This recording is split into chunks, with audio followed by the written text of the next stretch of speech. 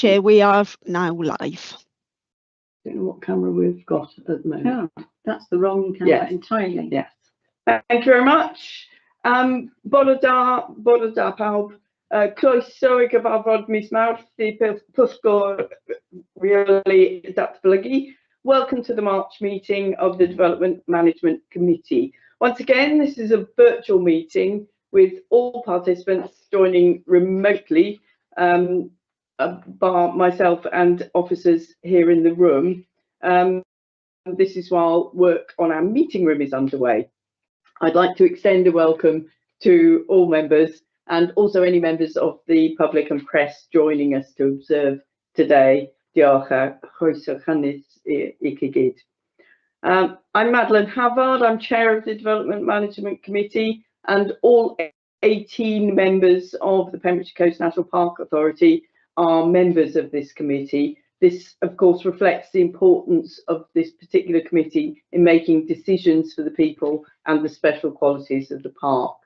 We've got 12 members appointed by Pembrokeshire County Council, not representing their wards on MPA, and the other six members are appointed by Welsh Government ministers. I'm one of those appointees. Members, I'm not going to ask you to introduce yourself individually at the start of the meeting. Your names are on the screen, and obviously I'll identify you when I invite you to speak. Officers, a number of officers and advisors will be joining us, and I shall introduce them at appropriate times. The meeting, of course, is being live streamed, so everybody please follow normal etiquette. Please speak clearly. Please turn your microphones off when you're not speaking. That stops feedback. Please use the hand raise facilities if you want to speak, and of course when I ask you to vote. We've got 3 applications coming before us today, members. Then following our deliberation on those, there'll be a quick update on appeals.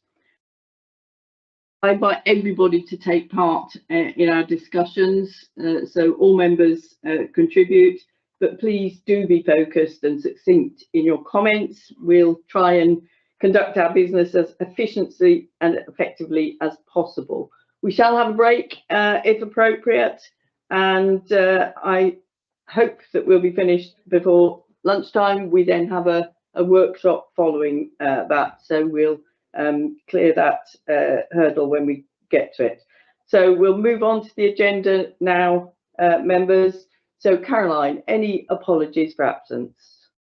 Yes, Chair, I've had an apology from Mrs. Julie James. She is likely to be quite late or may even miss the whole of the meeting this morning as she has another appointment. Yeah, thank you, Caroline. Any others? No, thank you very much. Members, are there any declarations of interest from members or indeed from officers in respect to any items on the agenda? Rosie. Thank you, Chair. Thank you, Chair. Just for the record, absence of doubt, personal interest not considered prejudicial. I'm a board member of NRW. I also chair its Protected Areas Committee when that may have relevance to elements of applications. Thank you. Thank you very much. And Councillor Samscombe Blackhall. Thank you, Chair. It's a personal, not prejudicial, regarding item MP 240454 FUL. The Harbour Estate is in my ward, and I'm a social member of Tenby Sailing Club. Thank you. Thank you very much. Any other members? No, I can't see any hands raised. So we'll go on to the next item, please, which is the minutes of the last meeting, which was held on the 29th of January.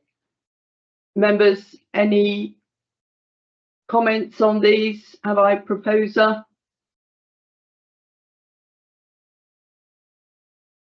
Thank you, Councillor Mike James. Is there a seconder, please? Yes, it looks like we have. Sam, thank you very much indeed. Members, please show for approval of the minutes. 11, 12, 14, 15. So that's 15 of us. Any abstentions?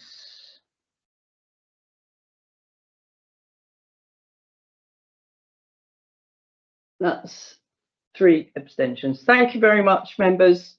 We'll move on now to consider the solicitor's report. We've been taking this as read, members, and I know that you do. It's a very important paper, this, reminding us of our duties. We have our solicitors, Mr. Charles Felgate, with us. Charles, do you want to add anything to your report? And then members can ask any questions if they need to. Thank you, Chair. Good morning, everybody. The only comment I would make in relation to it is the one point, and is the standard sort of disclosure that I make every meeting, is that the report doesn't deal with the risk of judicial review, and the decisions that we make today, assuming that they're positive ones, are subject to scrutiny by the courts, by the judicial review process, and we need to make sure that we're acting lawfully in all respects when we make our decisions. Thank you very much, Charles. Are there any questions for Charles at all? Sarah, just to say, Sarah Hoss, you've got your hand up still, but I'm sure that's a legacy. Yeah. So no questions, Charles. Thank you very much, and I'm sure, as always, if we need you, we'll come to you during the meeting, or please do raise any issues that you feel members need to be made aware of. So, members, we have received appropriate notification of people wishing to speak to our applications today, and I shall introduce those at the appropriate moment in regard to each application. So we'll move on to consider applications now, and we're starting with agenda item 5A, NP 24-05674. This is the demolition of existing toilet, showers, store, laundry building, removal of caravans for reception to an alternative site outside flood zone, with expansion, with replacement toilet, showers, store, laundry and reception office building, including ecological and landscape enhancements at Newgale Coast Holiday Park. Members, we've received a number of letters and representations from the applicant and the agent since the report has been posted. I know that you will have all read those bits of information, but just to make people aware that there has been additional information since that is now on the website, that has been posted on the website. So I'm going to ask our officer, Kate Attrell, to lead on this. Thank you, Kate. Thank you, Madeline. Apologies for cutting across you the presentation. It's not at all. It's very slow, the upload. So members, please bear with me. We're on Wi-Fi in this room. The report presented in the agenda before you is shown on pages 21 to 39, and it is a very complex application. There are a number of principles that we need to consider, which are covered in the report, but the key principles, I think, are the sustainability of the development and the landscape impacts. And so I'd like you to be mindful of those as we go through the slideshow. There are also a number of verbal updates for the report, but I'll go through the slideshow first, show the existing situation, the proposed plans, and then go on to the verbal updates at the end. The key policy here is policy 37, which is relocation and replacement of development other than residential affected by coastal change. The next slide shows the coastal management area and an aerial overlay. I can't yet see the slides. Sorry to interrupt. I don't know whether others can. Oh dear. No, thank you. No That's really helpful. No slideshow. Right, that's slightly worrying. Right, end slideshow. I'll start slideshow again, perhaps. Is it because I haven't? Yes, I know what it is. I've got to go back into the meeting. I think it's I haven't hit the share button. I thought it would share because I was connected automatically. Ah, that's right. Right, apologies, members. It's pausing now. Kate, you will definitely have to share your screen. Yes. Once the presentation is up. Well, Thank you. I am sharing my screen to enable this to be broadcast. That's what's confusing. But I will try again. So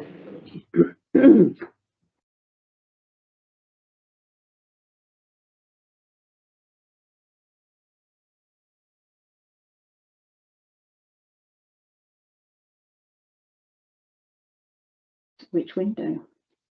Oh dear, I've got 17 windows open.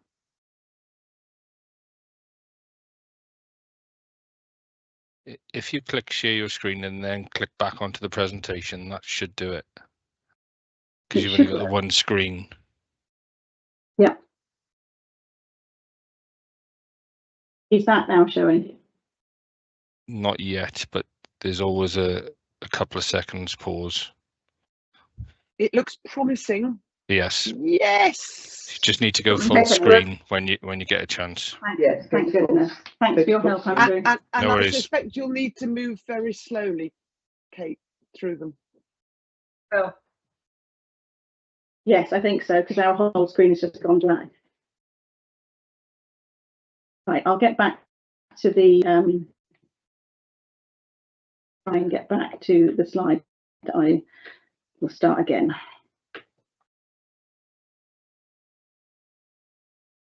members, can you see the first coastal change management area should be up now?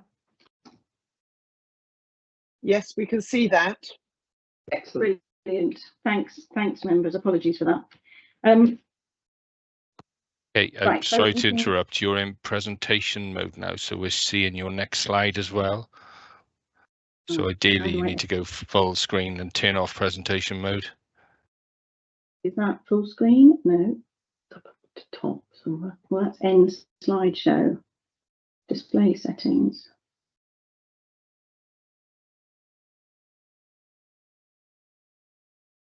Aha.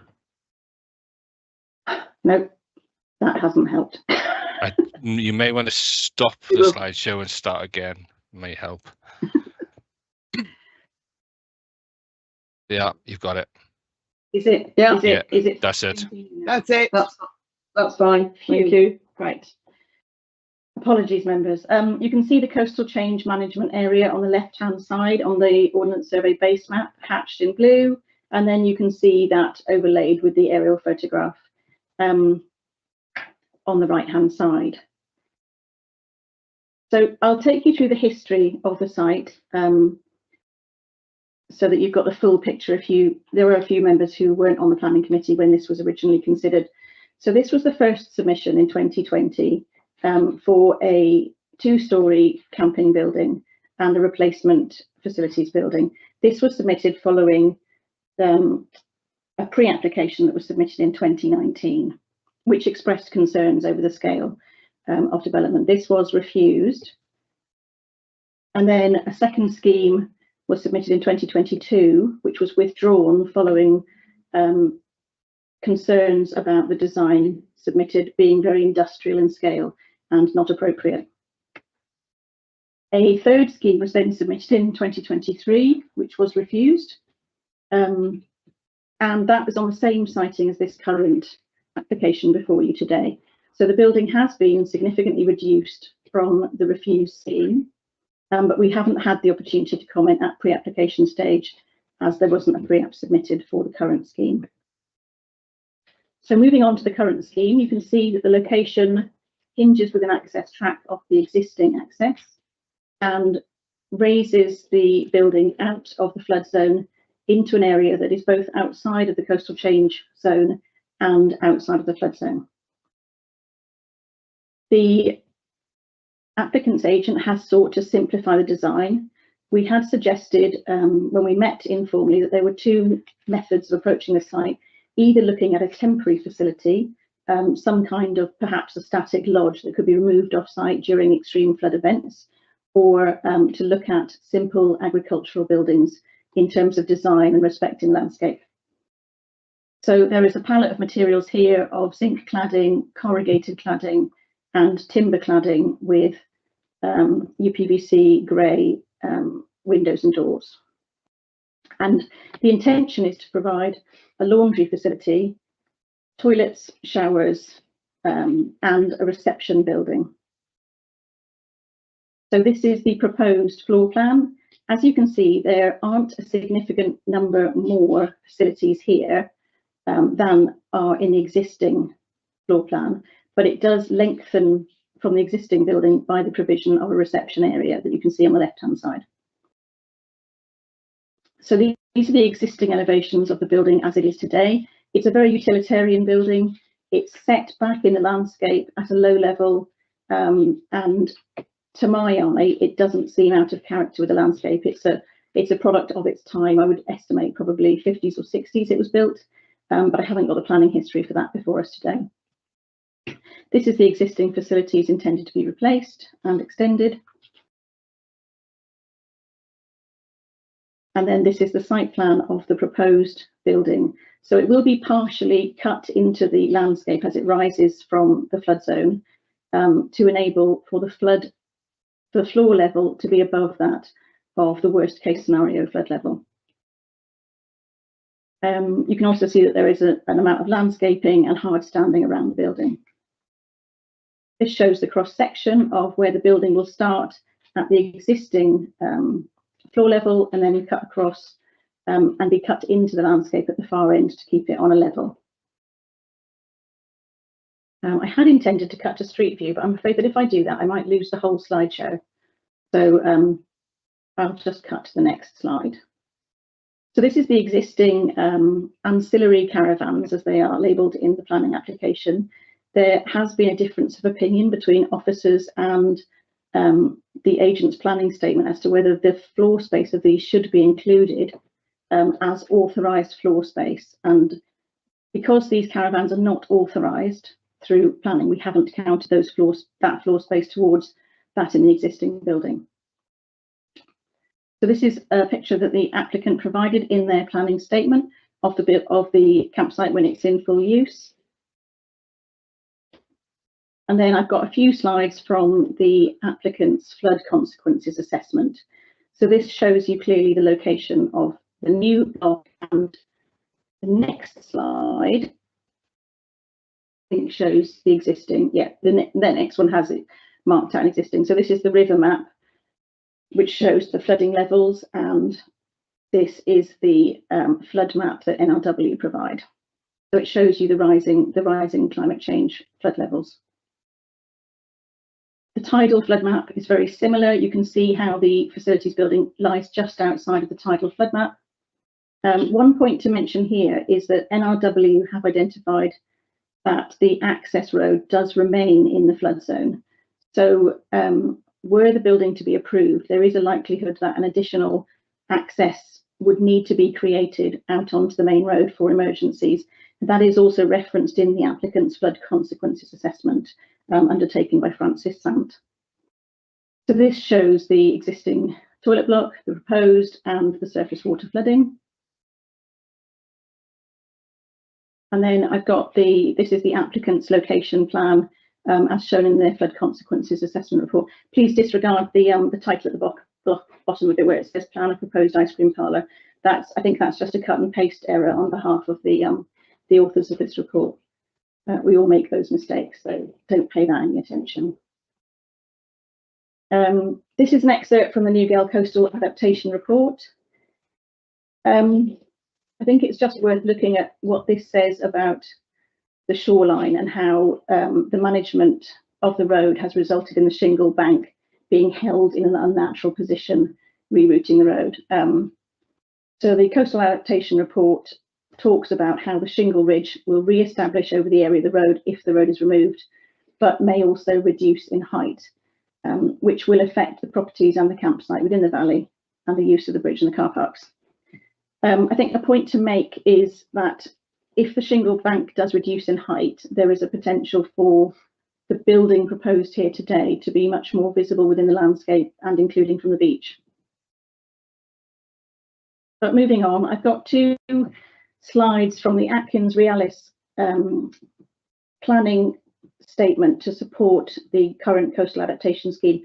I haven't given this significant weight in the officer report because this is a report in support of a different planning application. It's not policy, and it's on a best case scenario, these visualizations. So within the Atkins Realis report, it does mention that this shows the shingle bank just moving but not being damaged by storm events. So you can see the shingle bank here has moved back, but obviously storm events, if it's not maintained, could significantly change the shape of the bank as it appears in this potential slide. So this is 40 to 60 years of the shingle bank having moved. And then the following slide shows the potential impact. You can see the flooding of the campsite, and which includes the edge of the existing and sort of the edge of the existing facilities block towards the back left. And then this is a photo of the existing toilet block as it was last week.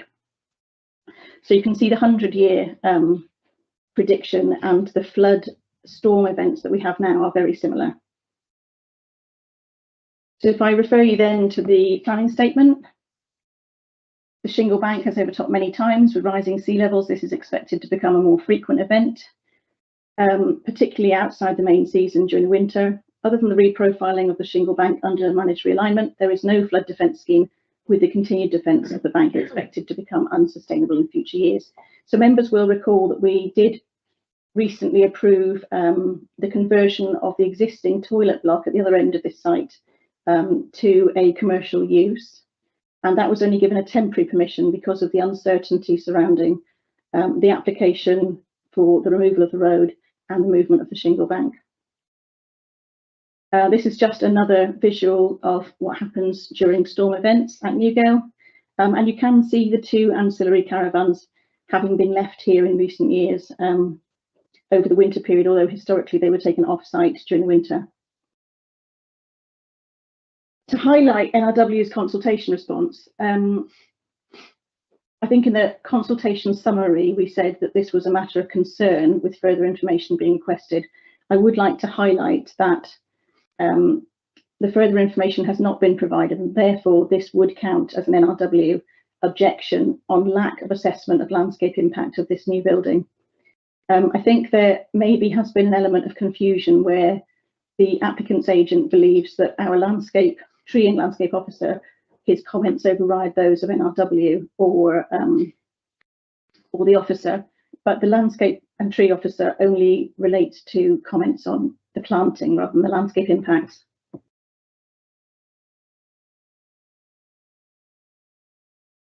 I think that's the last slide, so I'll go on to the verbal updates. Perhaps I should stop sharing.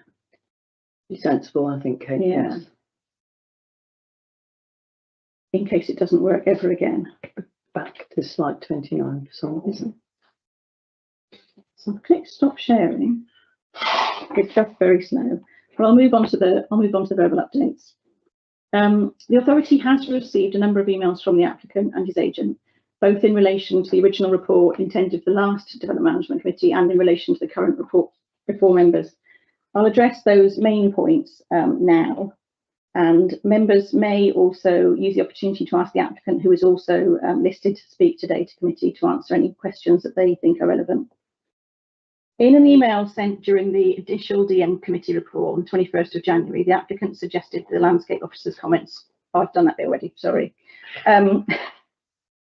The applicant also suggested for the report to be balanced, all material considerations from the 2 letters of support should be detailed. But we do always provide those as summaries, and that is in line with the Welsh Government guidance on the format of officer reports for committee in order to keep them brief and succinct. The applicants had suggested the language used in the report in relation to flood risk was misleading, but officers have used language from both local and national planning policy documents in discussing flood risk at the site. There has been a suggestion that the proposal would not intensify the use of the campsite. This is quite a complicated issue in that the facilities being provided do not increase the number of toilets and showers at this point. The previous 3 applications have suggested a significant increase in the size of the buildings, but this one doesn't increase the size of the amenity building, it just increases the size of the building by the provision of a reception. So although the applicant's planning statement as originally submitted referred to a potential to double the pitch numbers of the site, I don't think that that was intentional, because we have gone back to the applicant and clarified that that is not their intention. In terms of the intensification, the taking out of a facilities building which lies in the middle of the flood zone results in an operational difficulty in running the campsite all year round. And we recognise that the certificate of lawfulness that was granted in 1998 was not curtailed in any way in terms of the time of the year that they could operate the campsite or the number of pitches. That certificate of lawfulness was authorised following a long history of breaching by the applicants at the time, not the current applicants, but breaching the 28-day regulations for camping. In terms of the operational difficulty of operating a campsite where the facilities are in the middle of the flood zone, compared to taking those facilities out of the flood zone and lifting them to a site outside, whilst the campsite and all the vulnerable users associated with that remain in the flood zone, is where I think there's a potential for intensification of the use of the site through a much wider period of the year. So that's where the intensification has been referred to in the reasons for refusal as may lead to intensification, and that the use of that word is very deliberate, in that it may not, but it may. And the fact that the added risk to vulnerable users of the campsite, potentially intense at a period of the site when it could flood, hasn't been addressed within the applicant's flood consequences assessment. So that is a matter of concern for officers.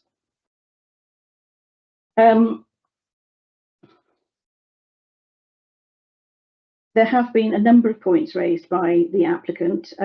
Ancillary use is considered that the officer's judgment of the 2 caravans not being ancillary is a matter of interpretation. And the officers just simply disagree with that interpretation. So the applicant has referenced the certificate of lawfulness for a year-round use of a campsite to suggest that the year-round use of those ancillary caravans is acceptable. But the certificate of lawfulness was for a campsite, not for ancillary caravans, and is therefore not relevant. The applicant's made references to Upper Booth campsite appeal in the Peak District, but hasn't given us the reference to be able to go and check whether that is a comparable appeal decision. We have then had some conflicting information in terms of further correspondence, where although this application states an intention to remove those 2 ancillary caravans if this building is approved, there's then a suggestion that the applicant may want to use those for residential accommodation for a warden who is monitoring the campsite year round and managing the coffee shop at the other end.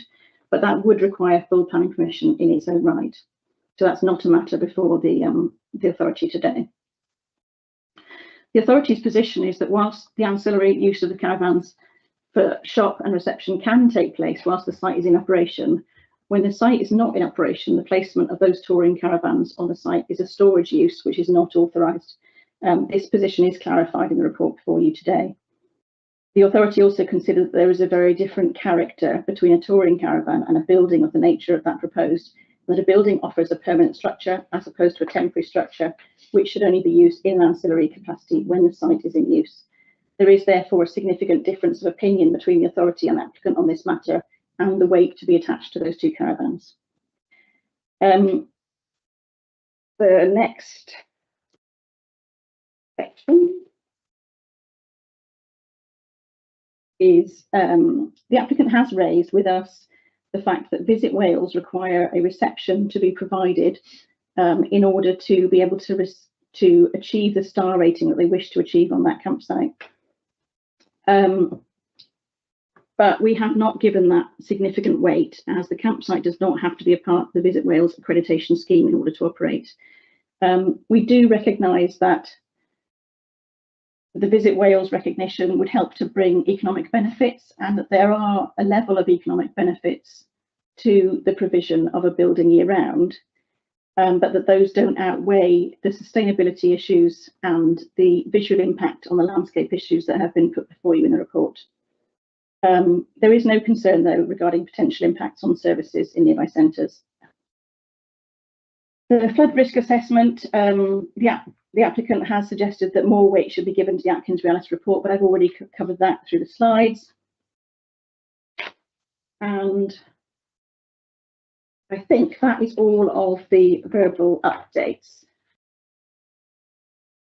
Yeah, that's it. So members, thank you for your patience, and the recommendation before you is one of refusal. It is a very complex case, and the applicant has registered to speak, but if you have any questions for clarification, please carry on. Thank you, Chair.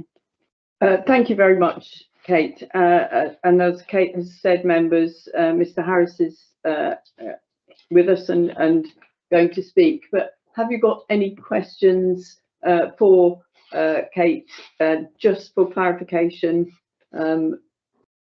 currently? Sorry, we're having some difficulties with our screen here. I think Councillor Simon Hancock. Thank you. Thank you very much, Chair. Thank you very much, Kate, for that comprehensive overview of this application. Apology, I did sort of lose you on a couple of instances, so you might have spoken about this and I might not have picked it up, so apologies if you have covered this. I just wondered if you'd had any information regarding this sort of lighting requirement and any sort of required advertising. It did say in the report that information had been requested. Has that been received? No, the applicant's agent has suggested that it could be dealt with by condition. So were the application to be approved, we would have to put on some quite stringent lighting conditions to make sure that there wasn't a detriment to the character of this area of the countryside through that lighting. Yes, because obviously we all realise the site. We've been there on a previous site inspection and we know just how exposed and open it is. So lighting would obviously be a very important consideration. Yeah, thank you. It's a good point. It has been raised by a number of the letters of support and concern on the application, and that's detailed in the report as well. Thank you. Thank you, Simon. Dr. Plummer. Thanks first to Simon for picking up that point on lighting, which I wanted to raise, given that we're likely to adopt, I hope, the new dark skies guidance, which will obviously have implications. My question, Kate, is about the anticipated lifespan for buildings. I don't know whether we have a sort of metric of any sort, given that we're looking at flood predictions that are sort of 50, 100 years and the lifespan of a building. I just wonder if that's a material consideration. That's a good question. Thank you, Dr. Plummer. In terms of residential buildings, there is an assumed lifespan of 100 years. I don't know that there is a lifespan for commercial buildings. It may be that one of our policy officers may be able to chip in if they've got that to hand. I would think it would probably be significantly less than a residential building. But I think the worry that we have as an authority is that the building may have a significantly longer lifespan than the use of the site, which is all within the flood zone. So that is the sustainability argument essentially that we have used in one of our reasons for refusal. Happy with that, Rosie? Thank you. Yes, thank you. And Councillor Clements, Di, please. Thanks, Chair. I might be being a bit slow this morning, but I'm just trying to understand the NRW impact assessment bit compared to what was in the report. So can you just go over that for simpletons like me so I can understand it in a bit more depth, please? Thank you. Yeah, no problem. The NRW comments related to the lack of landscape impact assessment. So I think what would have been really useful in this application would have been something like a couple of photo montages so that you could see what the roof line of the building was going to look like as you come around that corner of the road down towards Newgale, and what you could see it in terms of the skyline impact as you're travelling along the road in the other direction. So I think that's the lack of assessment which has led to their concern and request for further information. Does that help? Thank you, Di. Any other questions, members? Councillor Mike James. Diolch yn fawr, Cadeirydd. Thank you very much. Just a quick question, please, Kate. The shoreline management plan, where does this particular area sit with the shoreline management plan, please? As far as I understand, the shoreline management plan is of managed realignment for this area. So the shoreline management plan has very high weight and significant weight in the determination of this application. We have got Sarah and a couple of our policy officers who I was hoping would be able to explain if my answer to your question isn't significant, isn't sufficient. But Kate, can you just clarify, the application is for a building that will lie outside the predicted flood zone? Yes, that's what makes this application really complex, is that the building is just outside of the coastal change management zone, which was put in place to reflect the aims of the shoreline management plan to resist areas that won't be able to be defended in future. But that's where the complexity lies, is that the majority of the use of the land will still lie in that, and that's what makes this application a really difficult one to have come to a determination on. Does that help you, Mike, or would you like further input? I could see if Sarah would be able to input further. Yeah, I appreciate that answer from Kate and where the building is going to be, but at the back of my mind, part of this scheme are the people who actually will be living in the caravans that are in the flood zone. So yes, I appreciate Kate's answer, but it's a really difficult one. Diolch yn fawr iawn. Thank you. Diolch, Mike. And Sarah indeed has indicated a willingness to speak. If not, so Sarah, can you help us on this? Yeah, I think the shoreline management plan is something that we have to look at when we develop the local development plan policy. So the area that Kate was showing you previously, which is the coastal adaptation zone, that's been developed to affect the shoreline management plan. So that's in accordance with Planning Policy Wales, that asks you to effectively bring it into your local development plan. As Kate mentioned, this location is just outside it, but when we're determining this application, we are mindful that the site that it is designed to serve is within that zone. So that is something for members to be aware of. I would draw your attention to paragraph 2.1.29 within the report on page 31. And that sets out the position that the West of Wales Shoreline Management Plan in relation to the part of the Newgale within the coastal change area states that in policy unit 2.11, the current EPOC is managed realignment and to manage shingle on the road, but with the long-term intent of allowing the shingle ridge to behave naturally, with the EPOC changing to no active intervention. And then, as set out in the PCC Flooding and Land Drainage Officer Consultation Report, a report commissioned by Pembrokeshire County Council concluded that the shingle bank will become increasingly unstable and vulnerable to failure, with a likelihood that by 2030 the current situation may become unsustainable. Thank you, Sarah, that's really helpful. We've got a couple of other inputs from people. Charles, please. Charles Belgate, as solicitor.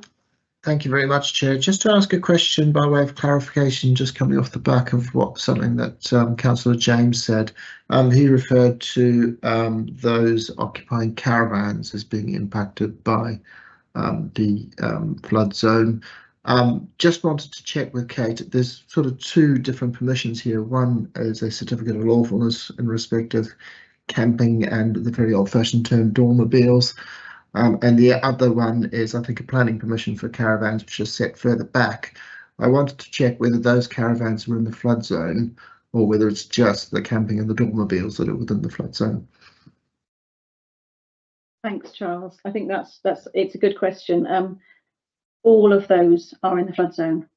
Thank you. So the term dormobile was referenced in the original consents, which is why I've referenced it in my report. It's a very dated term, but factually it's what's on the planning consents that were given. But a dormobile was an early type of camper van.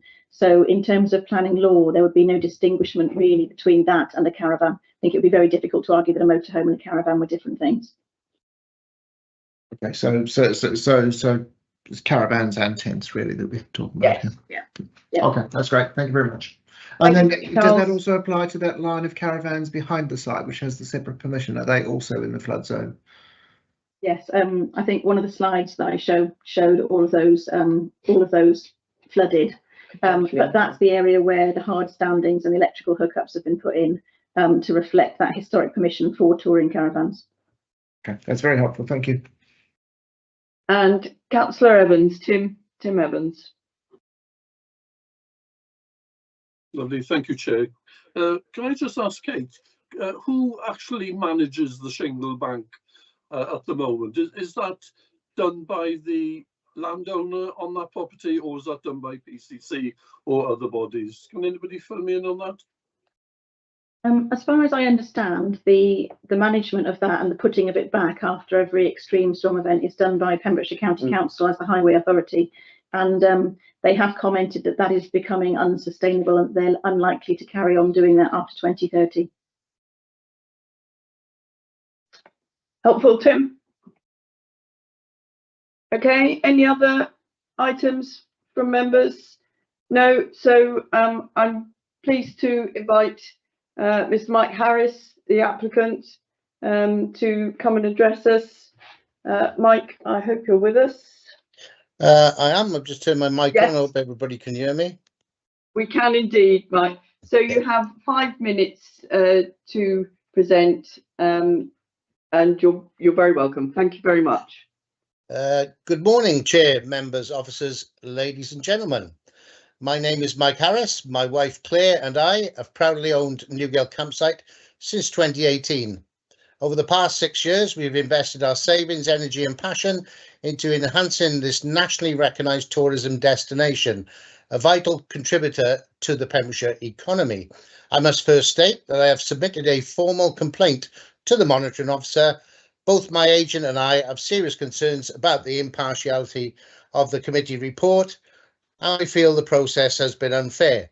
Ideally, this determination would be deferred to allow members to consider a more balanced report. However, I will proceed and I trust you will fairly consider what I have to say. This planning application, now in its 5th year, is about securing the long-term sustainability of Newgale Campsite. As members of the public, we have paid yet another planning fee for what is now the 4th application to relocate our outdated facilities out of the floodplain to a safer area. The chosen location has the lowest visibility possible in the most inconspicuous part of the site and the furthest point away from the road and beach. We have done everything possible to comply with LDP2. My proposed development meets every requirement of Policy 37, designed by members to protect businesses in flood-prone areas. First, it moves the outdated and unsightly facilities block out of the floodplain to a safer, more practical location in direct alignment with Policy 37. Second, it has overwhelming support from expert consultees. Of 11 official consultees, 10 have no objections, provided conditions are met, which we fully accept. Natural Resources Wales, the leading authority on flooding, has no objections to our relocation plans. I want to address the objections from Knowlton Roach Community Council and show why they are unfounded. On the scale and visual impact, the new structure is actually smaller than the existing facility, especially when factoring in touring caravans and covered trailers, which the case officer confirmed should be included in floor space calculations. Landscaping experts and PCMPA's own tree and landscape officer have no objections. Our design was specifically amended at the planning officer's request to reflect an agricultural look and feel. Visibility from the beach.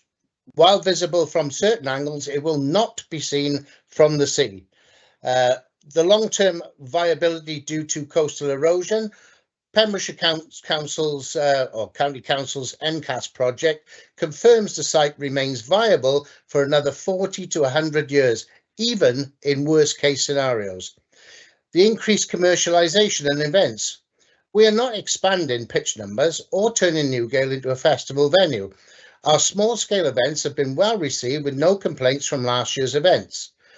This is not about expansion or commercialisation. It is about responsible adaptation to ensure a well-loved campsite remains viable. We are committed to preserving Newgale's special landscape while providing improved flood-resistant facilities for visitors. Members, you have a choice today. A refusal condemns a 90-year-old tourism business to the floodplain, disregarding Policy 37. Surely, preserving life overrides all other policies. Approval safeguards the future and allows over 16,000 visitors each year to continue enjoying the freedom and affordable fun Newgale provides. Tourism in Wales and Pembrokeshire faces challenges. I urge you to support this application, not just for our campsite, but for the local economy, our community, and the many visitors who cherish this unique location. Thank you. Happy to take any questions. Thank you very much, Mr. Harris. That was incredibly clear, and I'm sure that there will be questions. Members, any points for clarification or for additional information from the applicant, please? Dr. Plummer. Thank you. Thank you for your presentation, Mr. Harris. It's always helpful to hear views. A couple of questions. One is, I'm interested in how you currently and how you would intend to alert campsite users to risks of flooding, whether those are general or specific, because clearly climate patterns in the past are not what we're looking to in the future, and therefore they're not a good reference, as it were. So I wonder what your plan is for that. Okay, yeah. The actual flooding that takes place on our campsite, contrary to popular belief, is not from the sea generally, only in extreme storms like in 2014 and 1987. What we get is when Brandy Brook blocks up at the outfall and there's continuous rain, say for 5 days, then that backs up. And the picture that you saw recently was because of that. You'll all be aware there was no extreme tides or any storms in the past week. It's been cold, I believe. But what happened was that there was a lot of rain, and that backed up from Brandy Brook, from the outfall, and it's actually fluvial flooding. So it comes out underneath that through the bottom end of the field. We're signed up to Pembrokeshire's flood alert system, so we have a phone call well in advance and alerts, and so we can disseminate that information. But thankfully, all the flooding that we have takes place from onwards, from November, December, January, February time, and you know, there are periods in there where we can have campers and that, but generally I would say February is the worst when you get those storms, and you know, we don't have any risk to campers then, because generally there's nobody on the site. Nobody wants to go camping in storms, especially Newgale. It's called Newgale for a reason. And so really the risk is I would never have.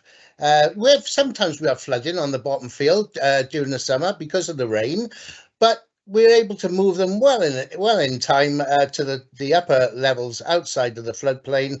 And yeah, we've always got an area of that campsite that's never underwater. And so, you know, when you're looking at this building, we've got a hill, and just below that, we've got a lot of area, over 2 acres, 3 acres perhaps, that will always be available for campers. But of course, in the summer, we don't have any problem. Thank you very much for that, albeit that's on a slope. I should just say, Chair, I've known this area very, very well indeed for more than 5 decades. Thank you, Dr. Plummer. Councillor Claire George, please. Claire. Thank you, Chair. Thank you, Mr. Harris. I was just going to ask, you mentioned that there won't be any change in pitch numbers. Do you happen to know what the proportion of pitch numbers are in the flood zone versus outside of the flood zone? Well, we have 120 units, and I say units are allowed on the campsite under our licence. But if you revert back to our certificate of lawfulness, there are no limitations on numbers. The only reason we have license for 120 is because of the facilities that we have, and there's a proportion of toilets and showers per unit. And so if you're looking at the flood zone, my estimate would be probably, as you see it now, I would say 60% in the flood zone. 60%, yeah. Thank you. Thank you very much. And Councillor Clements, Di.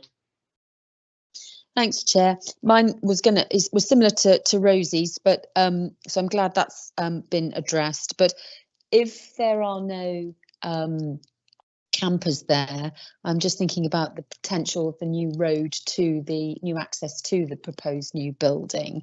So I'm just wondering why it would be needed if there weren't any campers on site, because you say, I think in the report or the presentation, that there would be need to have a different access. So I'm presuming if you have all of those alerts, you'd clear the site and nobody would be able to, I misunderstood that. But so I'm just wondering, I'm just questioning the need for a new access. Thank you.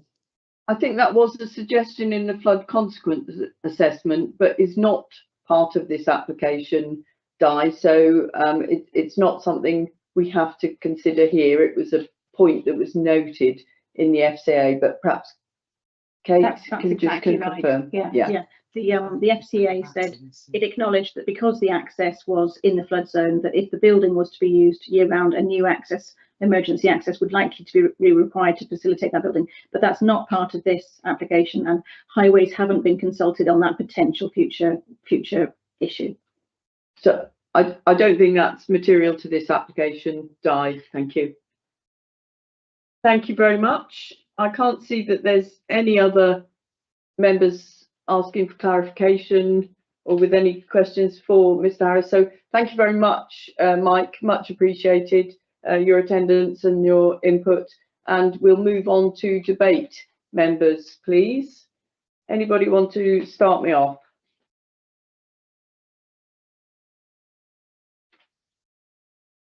Thank you. Tim, Councillor Evans. Lovely, thank you, Chair. Can I just ask, we're talking about this application yesterday, and we saw some photos. Do we have any 3D photos of this building actually in situ on this piece of land? Do we have any 3D photos? I don't think we do, Tim, and that was one of the issues with the landscaping, but I'll just defer to Kate here. I think that was it was that lack of landscape impact assessment that NRW are potentially objecting to. I think that if we did have some 3Ds or photo montages, that would have been really helpful, but we don't have those before us, so that does form the basis of the NRW objection on lack of information. Lovely, thank you. And can I just ask then as well, we're talking about, you know, the development C in this building, you know, to me, taking away all these other buildings on site which are in the floodplain, getting rid of all those, and, you know, these caravans and goodness knows what with this one building, to me is far more appealing and better for sight and vision. But we're talking about this one building now, but and we're saying about the valley and views and stuff, but we're not far off having a road put through that valley, which is going to be a huge development to that valley. So is that within the same, is that part of the national park, or is that outside the national park? Again, I'll defer to Kate, and Sarah might like to come in as well. I think that in terms of this site, the road proposal is a separate issue, so I don't think we should be considering that as a material consideration. The visual impact that has will be assessed during that planning application, but the road won't be going through this site that's under consideration today. The road would be being removed from the frontage of this site as part of that road proposal. Sorry, Kate, I maybe I said that wrong. What I'm talking about is the new bypass that's going to go through Newgale. That's what I'm Tim, I think if I remember correctly from the presentation we had on this a little while ago from the road consultants, the proposal is much further up the valley, but I'm sure you're right. There will be a visual impact that certainly we will be expected to comment on. Sarah, have you got any comments on that? Yes, please, you have. Thank you. Yeah, what I would say is we're determining the application before us at this point in time. There are proposals that are likely to be received from this authority as a planning application for a coastal adaptation and road scheme later this year. We have not yet received any formal planning application, and we should not be considering that in coming to a view on this application. We should be determining this application on its merits. Thank you very much for that reminder. Councillor Bethan Price. Yeah, it's what Tim says as well. I mean, I pass Newgale all the time. If I need to go to Haverfordwest, if I need to come down to the Pembroke, I pass. That's my road. I go through Newgale all the time. And what the applicant is doing is tidying up something, because I look at it and it is the buildings at the moment and the caravans. It does look untidy. It looks dated, and what he's trying to do is actually tidy up something that people see all the time. And I think I would be supporting him to tidy up the campsite in Newgale, which is and enhance the tourism business. We're all struggling at the moment. Thank you, Bethan. Di, Councillor Clements. Thank you. I remember when we discussed this policy 37 a few years ago, and we said it would cause us some issues, didn't we? Because we knew that to protect those businesses or those residential properties, we'd have to move them out of the floodplain, and that would cause us some difficulty as members. And some have moved on, and we've got new members as well. And I'm struggling because I think that the policy is we really have got to consider the relocation of some of our buildings or residential and businesses for the benefit of our local economy. And there's no, I wouldn't say you couldn't dispute the fact that, you know, that's the campsite is affordable accommodation. People absolutely have the best of fun down in Newgale, and we don't want to stop that. But we're also got to be mindful of what might happen in the future. But that's the thing a bit, isn't it? I've read the report over and over again, and there's a lot of mights and likelihoods and coulds, and that's the bit I'm struggling with, because this is an unknown, isn't it? It's how long we've got before that changes or has impact. We're talking about 40 to 60 years before the shingle bank moves. So I'm in one, and I don't, we always say about design is objective, isn't it? And I think the last design building is I think they've come a long way and improved that design no end. It does look more agricultural. I have got a question about the landscaping that's been provided. I mean, do we think that hedge banks and trees will grow there? I'm not sure that they will. I mean, if they would, then they would be there already. So I'm struggling to see how that would negate some of that. So I'm really struggling with this one. But the one thing that bothers me as well is the caravan size. I think Mr. Harris mentioned that the caravans were allowed in the or included in the floor space of the new building, but I think you said, Kate, that that wasn't the case. So I suppose I'm perhaps questioning the size of the building, the reception area. So I think if it was within the same floor space, because I'm just mindful about going back to I know we mustn't compare, but the toilets, the old toilets, we refused it because it was bigger, but we were happy that it was when it was smaller. So I think I'd be more content, and I think it would fit policy better if it was floor space, equal floor space, if you know what I mean. So I think that's the bit that's I'm also struggling. I don't have an issue with the building. I think it can sit in there tucked under, and I don't think it'll have perhaps the landscape impact. But that's my view anyway.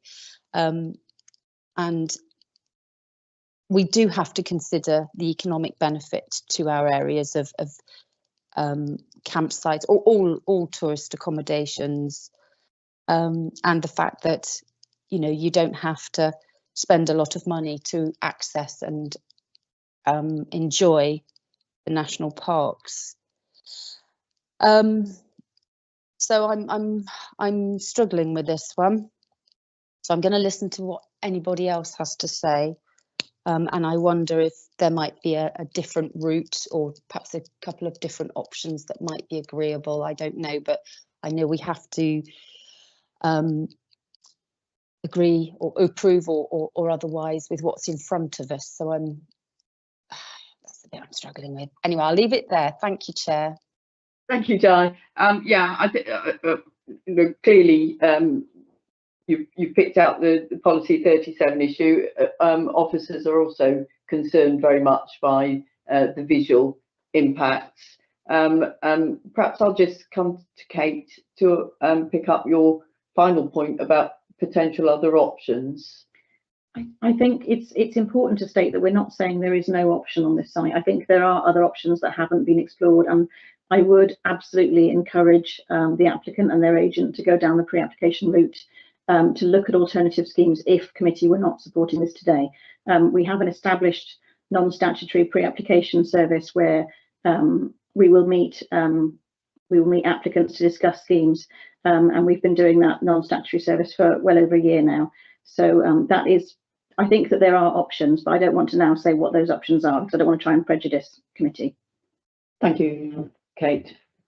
Tim, Councillor Evans. Sorry, Chair, and a question to Kate again. And I brought it up a bit earlier about the design and the building. Is it going to be actually dug into the hillside? Is the hillside going to be dug out for the building to be sort of put into the hillside to make it look more appealing, or is it going to be standing up, like a big carbuncle on the landscape? You did have a levels diagram, didn't you? But I'm not sure. I did have a levels diagram. If members who know the site well know where the excavated plots are on that hillside, the building will extend to, I think, the lowest of those excavated sites. So it will be partially dug in at one end, and at the other end, the left-hand side will be at existing ground floor level.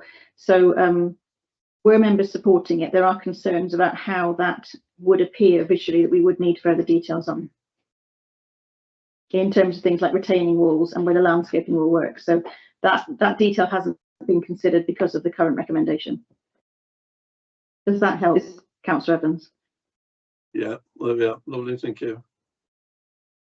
Thank you, Tim. Simon, Councillor Hancock. Thank you, Chair. I think this application cuts to some of the most fundamental policies that we have as a national park. I'm thinking of two in particular. One is Policy 8, which refers to the special qualities of the park, and that's our fundamental duty as a planning authority, is to conserve and enhance. We have got fundamental roles in ensuring that the special qualities of the park are preserved for future generations. So I'm thinking of Policy 8, and I'm also thinking of Policy 14, which is the conservation aspect, conserving and enhancing the park. And for me, I share the concerns articulated by the Community Council, Nowton and Roach Community Council, who maintain it's a very comprehensive response from the Community Council, and they have similar concerns about the visual impact of this new building. So I will not be supporting this application. Thank you. Thank you, Simon. And Maureen, Councillor Maureen Bowen. Thank you, Chair. The proposed new building, I've got no quarrel with that at all. But what I find it very hard to reconcile is the purpose of the building is to service the campsite, and the campsite remains in the flood zone. So this is what I'm having difficulty with at the moment. I'm a mind to refuse. Thank you, Chair. Thank you, Maureen. And Dr. Heath Davis. Rachel. Yeah, thank you, Chair. I was just going to add similar on 2 points and then a third. So yes, we're talking about economic development, but just in my mind, for all members, isn't it, in terms of our core role, it is to conserve and enhance comes first. So the economic development reason mustn't come above that enhancing. Enhancing always comes first, enhancing and conserving. So yeah, I'm concerned in that regard that we're veering towards the economic development reason over and above the other. So that worries me. The second one is similar to Maureen. It is difficult, isn't it, when you have a line on a map and a building is just outside that line. But exactly as Maureen said, and Sarah reminded us earlier, it's serving that wider area. You've got to look beyond the lines in a way and say, what is the purpose of this building? Why would you build a new building if the campsite is mostly in that floodplain and doesn't have the same purpose going forward? And due to the slope and the valley and the bypass and other things happening as well, you can't see that moving further up the valley to support that. So I'd be nervous in supporting a new building when you know that that area and the shape and the delineage of that is going to change over time. So it's the purpose of the building fundamentally for me. Longer term, I can't see. And then on top of that, thirdly, the insufficient visuals for us to see it makes it difficult to take a view. You know, we're all got a mind's eye, we're very used to the area, but we're all trying to imagine it in the landscape, as Kate and others have tried to explain to us. You know, it's really difficult without a visual there to really see that. So I think with that, together with insufficient detail of that, really makes it difficult to then say about that impact. So with those reasons, for me, I'm mindful to go with officers. Thank you, Rachel. And Rosie, Dr. Plummer. Thank you. And I think we should, you know, we all, I'm sure, welcome the commitment and enthusiasm of the applicant for promoting the park and the business and the economy of the area. And indeed, there have been, I think, due to the committee's decisions, considerable improvements in the design that has been put before us. However, I feel, as several colleagues have articulated, that special qualities, conservation and enhancement, and relative to the scale of the building, the scale of the reception area, which has increased the overall size, feels to me just to be still on the outweighing side, particularly the impact, not only visually from, you know, there's no point talking about the visual visual from the sea, because when on the sea you're low down. It's actually the totality of the visual from around the coast path that you're walking when you're coming towards Newgale and you're looking. And I think drawing attention to the point Sarah Sarah draw attention to in the report, that actually it's by 2030 that there is a sense that there will be potentially unstable, unsustainable overtopping of the shingle bank. That's actually not very far away. We're not talking 50, 100 years there. So for those reasons, in summary, together, I will be going with officer's recommendation. Thank you, Rosie. Members, any other input or comments? Well, we have an officer recommendation for refusal on this application. Tim.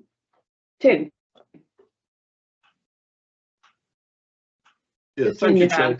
Yeah, just coming back there to what Dr. Plummer was saying then about the shingle bank in 2030. I just don't see this happening as suddenly and as dramatic as what everybody's making out. Myself, I've lived in Pembrokeshire all my life. I've travelled that road since I was a 1-year-old, and I've never seen no movement at all on that shingle bank.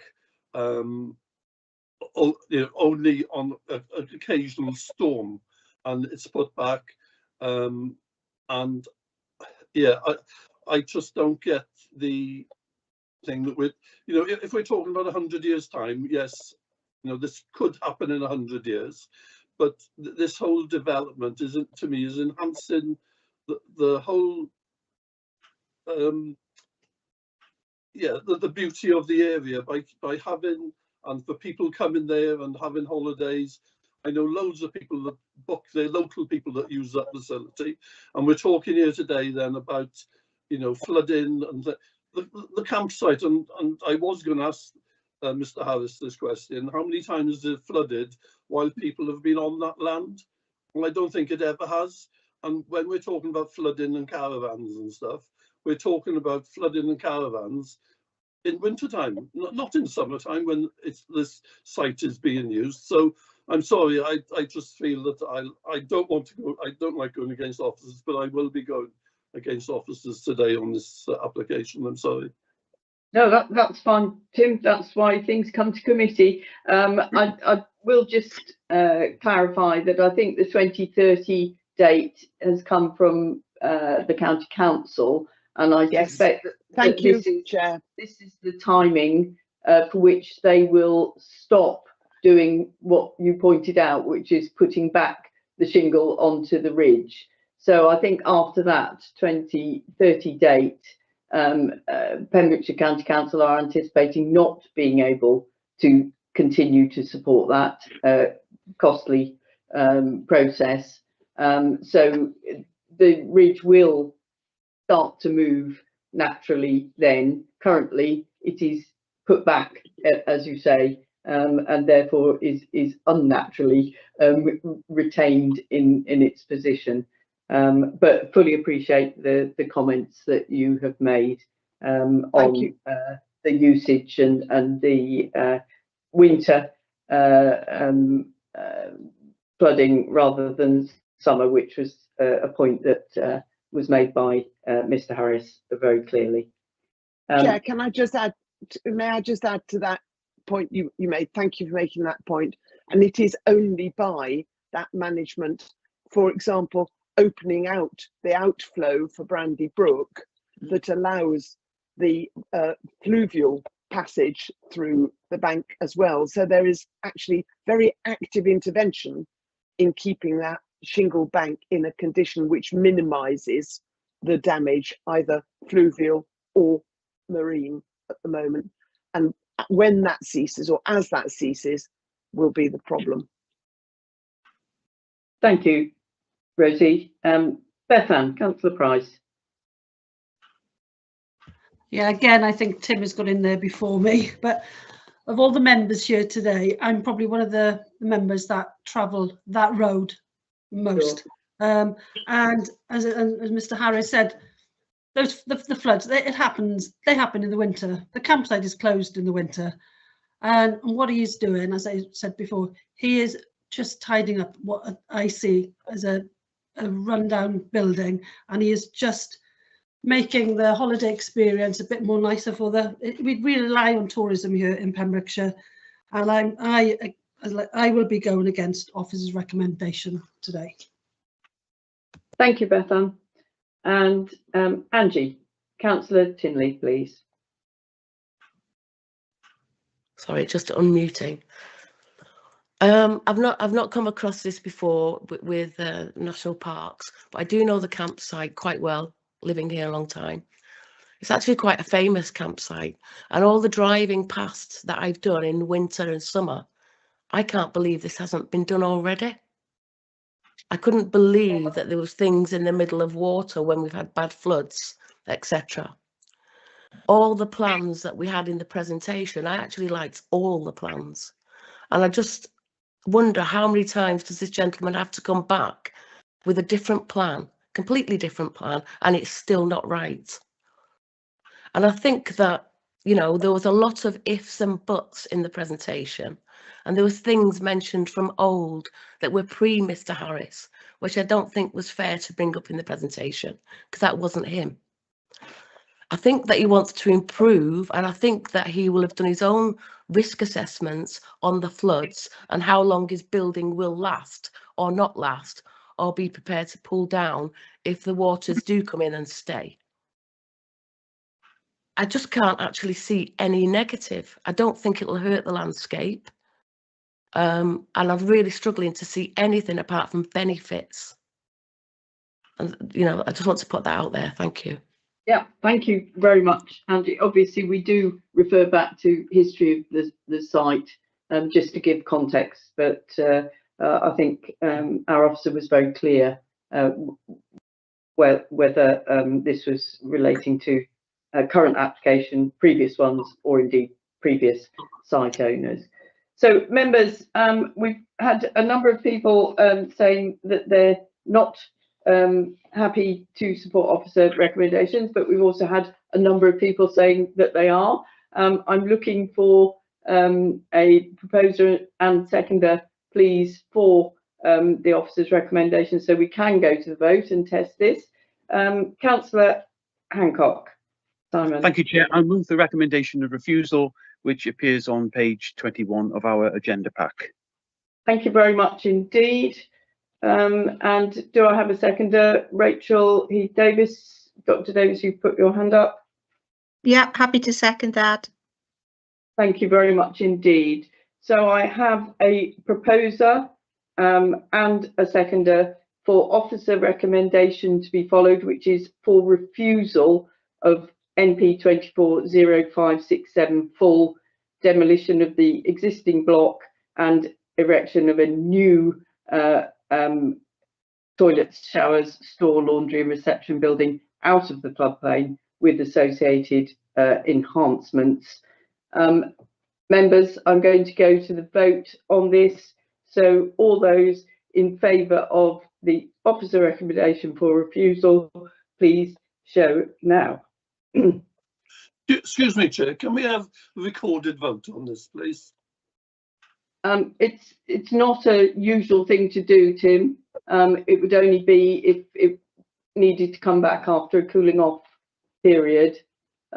People can see the vote obviously occurring, so I don't think we're going to do a recorded vote on this today, because it's not how we usually work.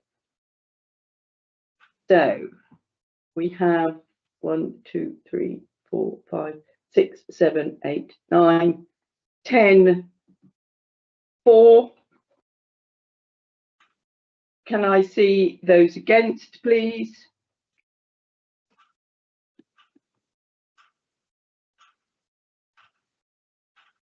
Two, 3, 4, 5, 6. And any abstentions?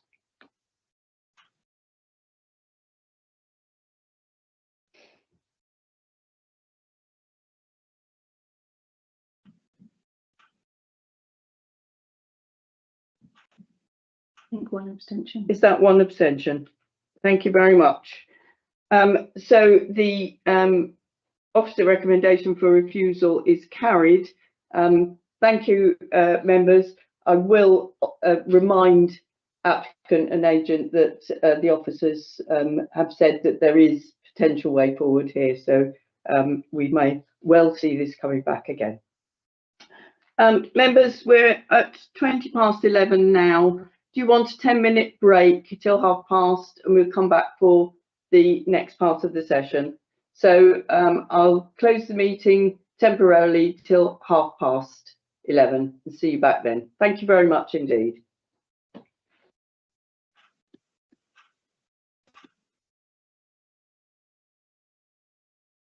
I'm finding not being able to see there quite difficult. I know, I think we need some tech support. Yes, if we can get some tech support.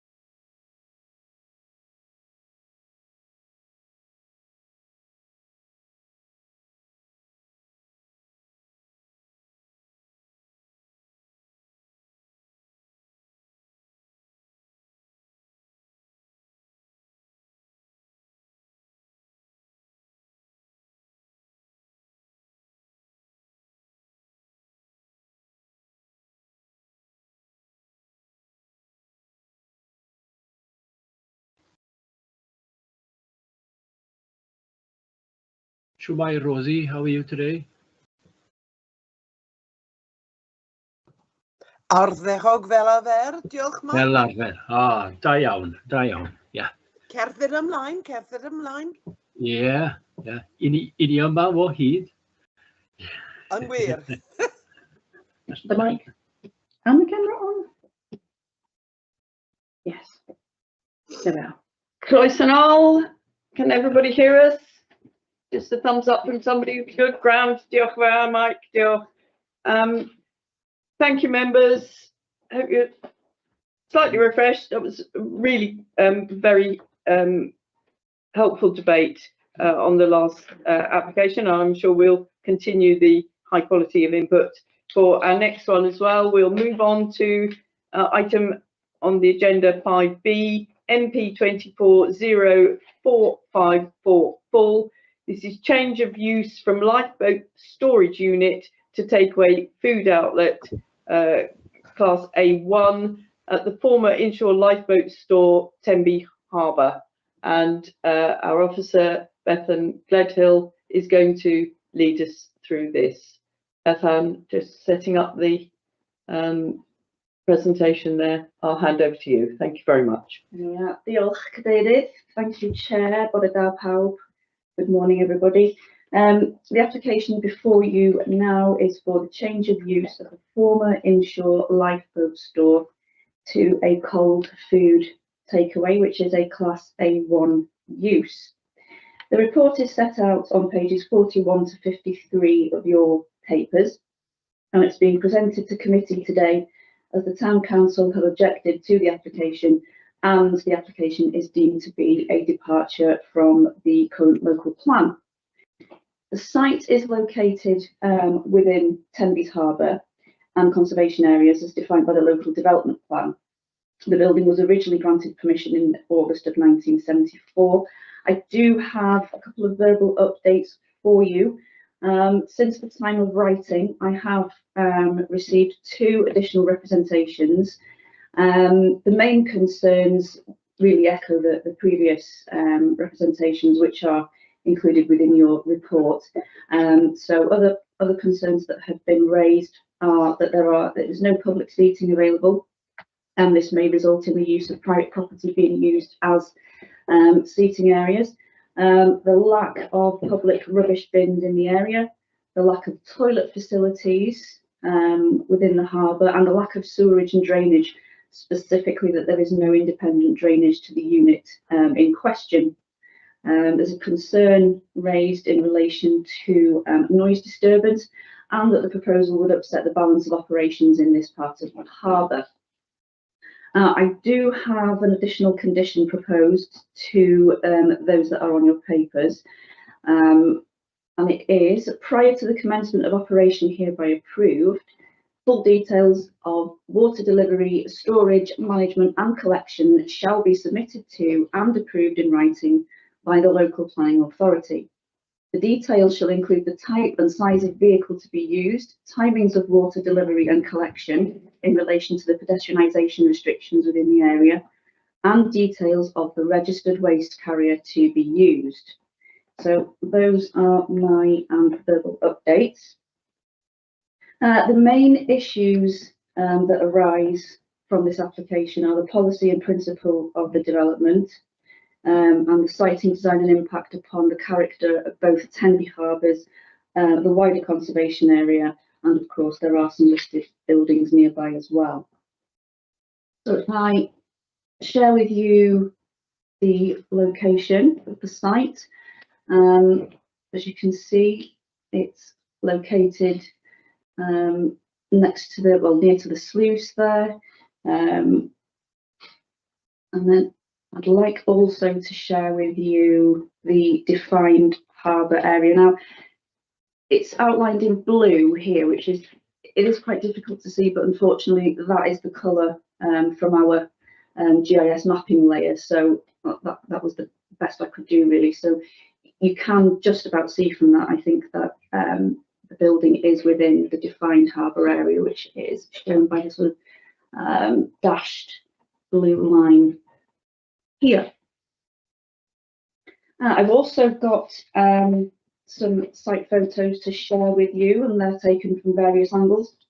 The first one is taken from the east of the building, so looking at the building sideways on. The next is taken from directly in front of the building. There were some building works going on at number 9 Crockwell Street, hence the parked vehicle and the concrete mixer there. This is taken from the steps leading down from Crockwell Street, so you see the side elevation of the building and the roof there. And this is taken from Crockwell Street itself. You can probably see my shadow there, so apologies for that. The next is the proposed northeastern elevation of the building. As can be seen there, that there are no changes proposed to the building in so much as, you know, extensions or any demolition. Then we have the southeastern elevation, so showing you the side elevation, and again, there are no external or physical changes proposed other than the proposed installation of the signage, which is the subject of the next application, which you will hear. This slide shows you the proposed floor plan. So waiting area here, preparation area here. It should be noted at this point that there are no additional internal lights proposed as part of this development. So the existing, the lighting is all existing. So the main issues, as I alluded to previously, is the conservation enhancement of the Pembrokeshire Coast National Park, and within that, obviously, Tenby Conservation Area, and Policy 18 as well is a primary consideration, as that deals with the various harbours, of which Tenby is one. This application is, I would say, quite finely balanced, and officers have carefully considered this proposal and have taken the comments of the Buildings Conservation Officer and the Tenby Town Council into account. You know, and it is quite finely balanced. However, given the relatively small floor area of the building, that's approximately 37.9 metres squared, the fact that there are no physical changes to the building proposed, as I say, there are no extensions, that the building is not located within the core area of the harbour. It's sort of out on a limb, if you will. It doesn't represent a tourist attraction in and of itself, so it would be reliant on the existing footfall within the area at any given time. It's not considered that the proposed use would harm the character of the harbour nor the wider conservation area. Officers have also taken into account that the development would bring an empty building back into use, and have concluded that, you know, the reuse of this building would be welcome. Another issue that arises is the fact that this application is in fact a departure from the local development plan, in so much as it proposes a retail use outside of the defined retail centre, which I've shown there just for information. So the sort of orange hatching area is the defined retail centre for Tenby. So the building, which you can just see there outlined in red, that is approximately 25 metres away from the boundary of the retail centre of Tenby. And because this use is within such close proximity and does propose a use that would normally be considered acceptable within the retail centre, it's not considered that the proposal would undermine the retail hierarchy within Tenby. So, as I've mentioned previously, it is a finely balanced application, and officers have given the application significant consideration in relation to its context within the harbour. And as I say, officers have taken on board the comments that have been received from consultees and members of the public. But on balance, officers don't feel that harm would be caused to Tenby Harbour. And as such, the recommendation before you is to delegate powers to officers following the expiration of the publicity period. Thank you very much. Thank you, Bethan. Members, we have 2 speakers on this application, but before we go to them, have any of you got any questions, clarification or detail? I will also point out that Rob Schofield has joined us and is available to make comment as well. So we'll start with a question from Councillor Hancock. Simon, please. Thank you very much indeed, and thank you for the presentation. Simon, I'm afraid. Oh, I don't think so. Kate, you need to unmute us. Can you hear me now? Somehow. I've got. Can you hear me? I can hear you. We can hear you. I can hear you. Sorry, members, we can't hear you. Okay, so the mic is on. You can hear us. Noise suppression. I think maybe the speaker isn't down at the bottom. Okay, yeah. There's loudspeaker at the bottom. Speakers that crossed out. Yeah, I'm on speakers on the microphone, so Angelus is. I think it's because it's turned off. Give me 1 minute. No, there isn't. Where is the on button?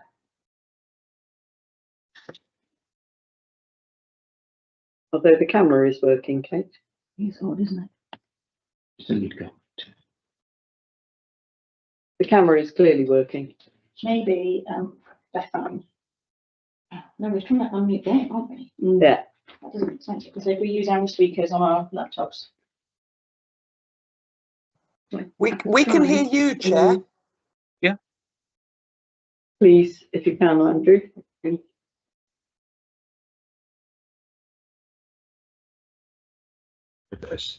There you go. Power backup. Thank you very much.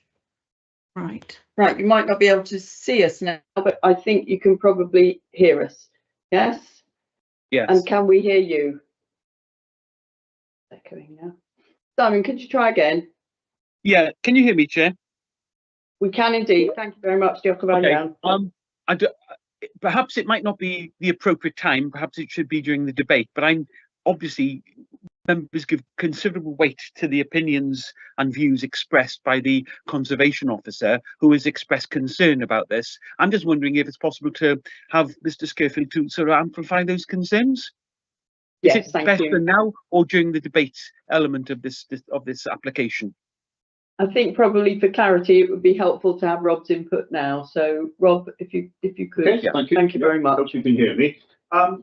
Yes, as Bethan said, it is a finely balanced application, and in terms of the heritage assets, one of the things we have to consider here is the impact on the character and appearance of Tenby Conservation Area. Now, the appearance element of it is fairly easy. There's no real change to the building apart from the signage, which we'll be looking at next. So the building doesn't change that much. So I think the box is ticked there. Character is always a harder thing to define in terms of conservation area legislation because it sort of, there's a wider sensory aspect to that. In effect, the ambience of the immediate area. And here we've got a 1970s building that's next to a well-used public footpath with nice views of the harbour, etc. And on balance, I feel that the character of the conservation area is preserved here because Bethan quite rightly has suggested a condition restricting the hours of use.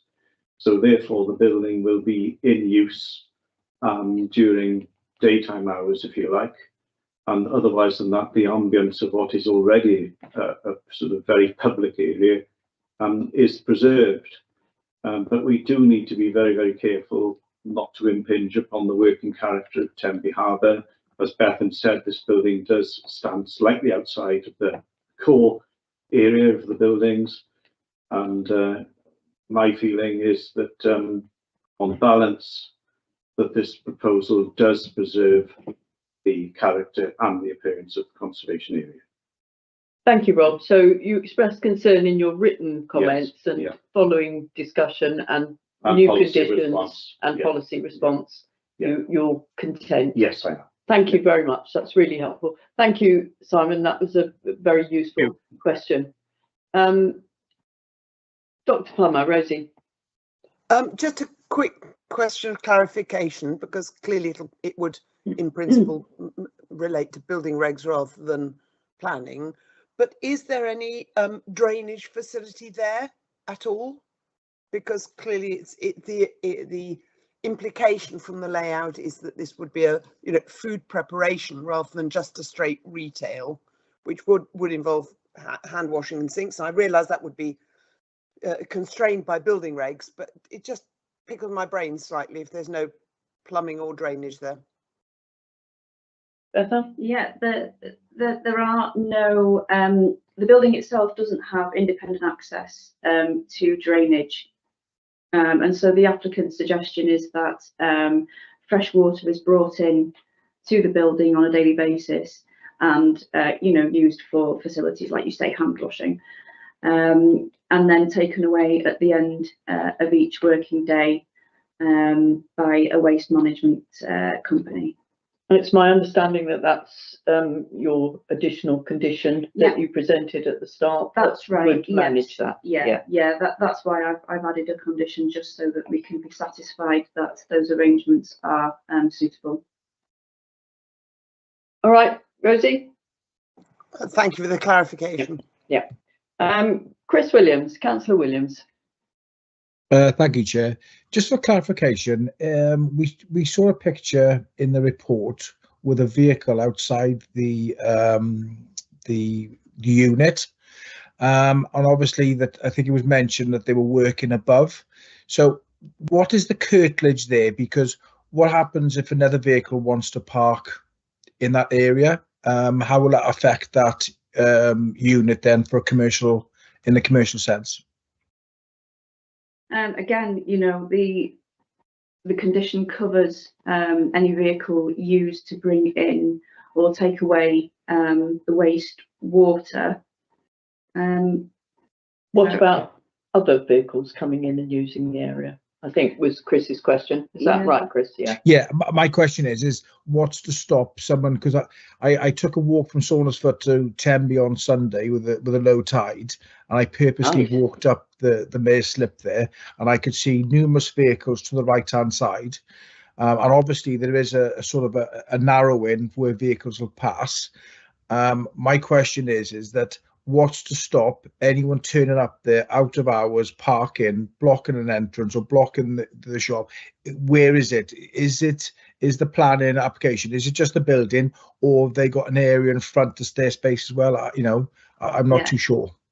Yeah, it is literally just the building that is subject to this planning application. Yeah. So if someone wanted to park there in front, they could quite easily park there. Vehicles can gain access to that particular spot, yes. Right, okay. Thank you, Chris. Thank you.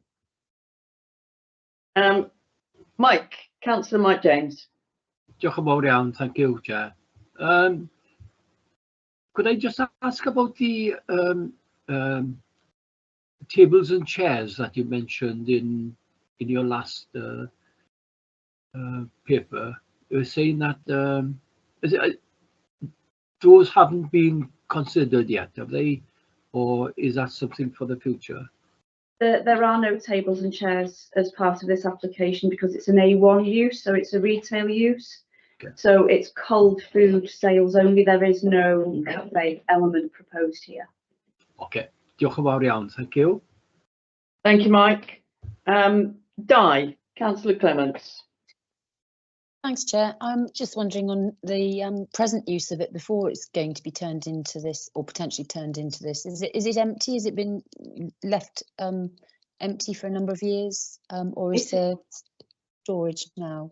Thank you. It is empty at the moment, yes, and it was used as storage for the lifeboat, but I'm not sure how long it's been empty for. So it doesn't need to be used, thank you, it doesn't need to be used then for storage for any contents of life or accessories to lifeboats or anything. It's not, it doesn't need to be used for that anymore, is that? No, Right? no. Right, thank you. And Sam, Councillor Skirm-Blackwell. Thank you, Chair. Just a couple of things first. This is to the officers, obviously.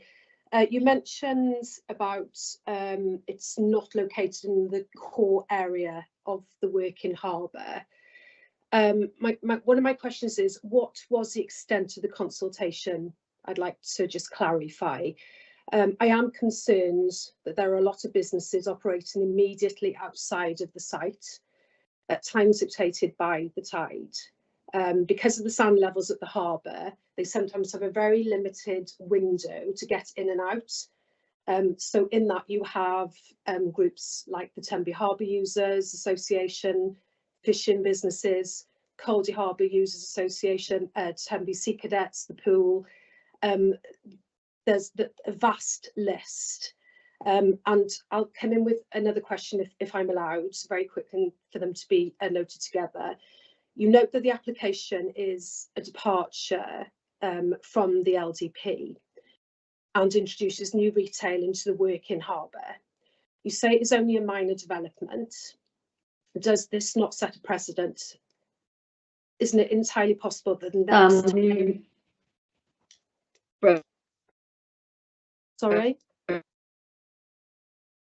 I freeze? I'm very sorry, Sam. We couldn't pick you up clearly then. So can you just start your second point again? Yes, of course. Yeah, sorry. Must be the connection. Can you hear me now? Yes, you can. It's either us or you, but... Okay, I'll be very quick. Thank you, Chair.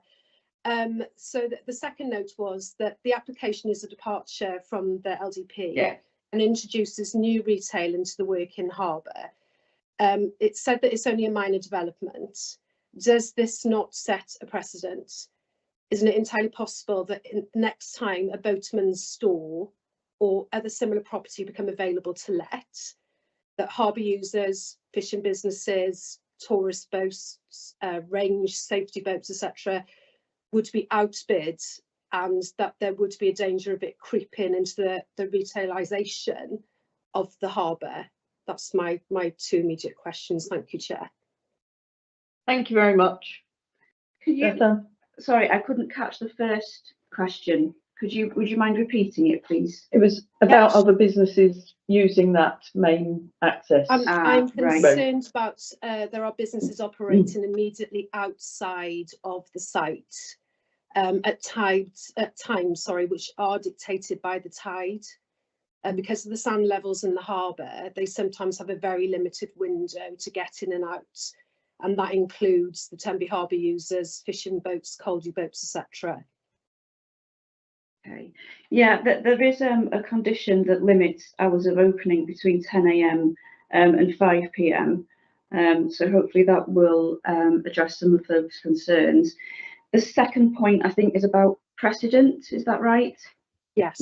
Yeah. So if we were to receive any further applications for such uses, then we would consider those on their own merits at the time at which they are submitted. Okay, thank you, Chair. Thank you, Sam. Any other points of clarification? No? Okay, well, we'll move on to our two speakers.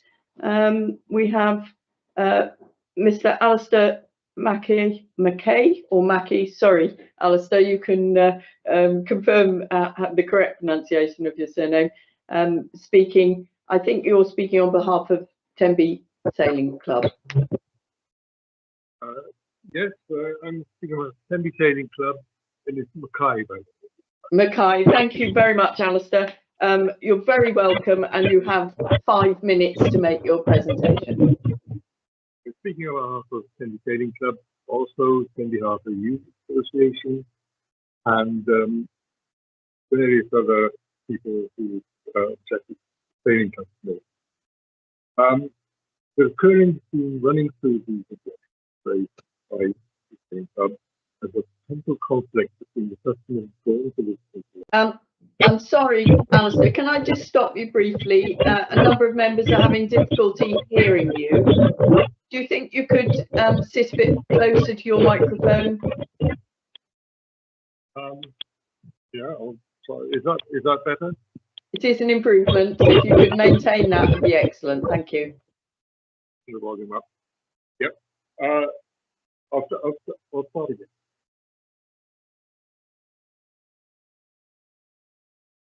A recurring theme running through the objections raised by the Sailing Club and others is the potential conflict between customers drawn to this facility, those who space above the mast to launch their craft.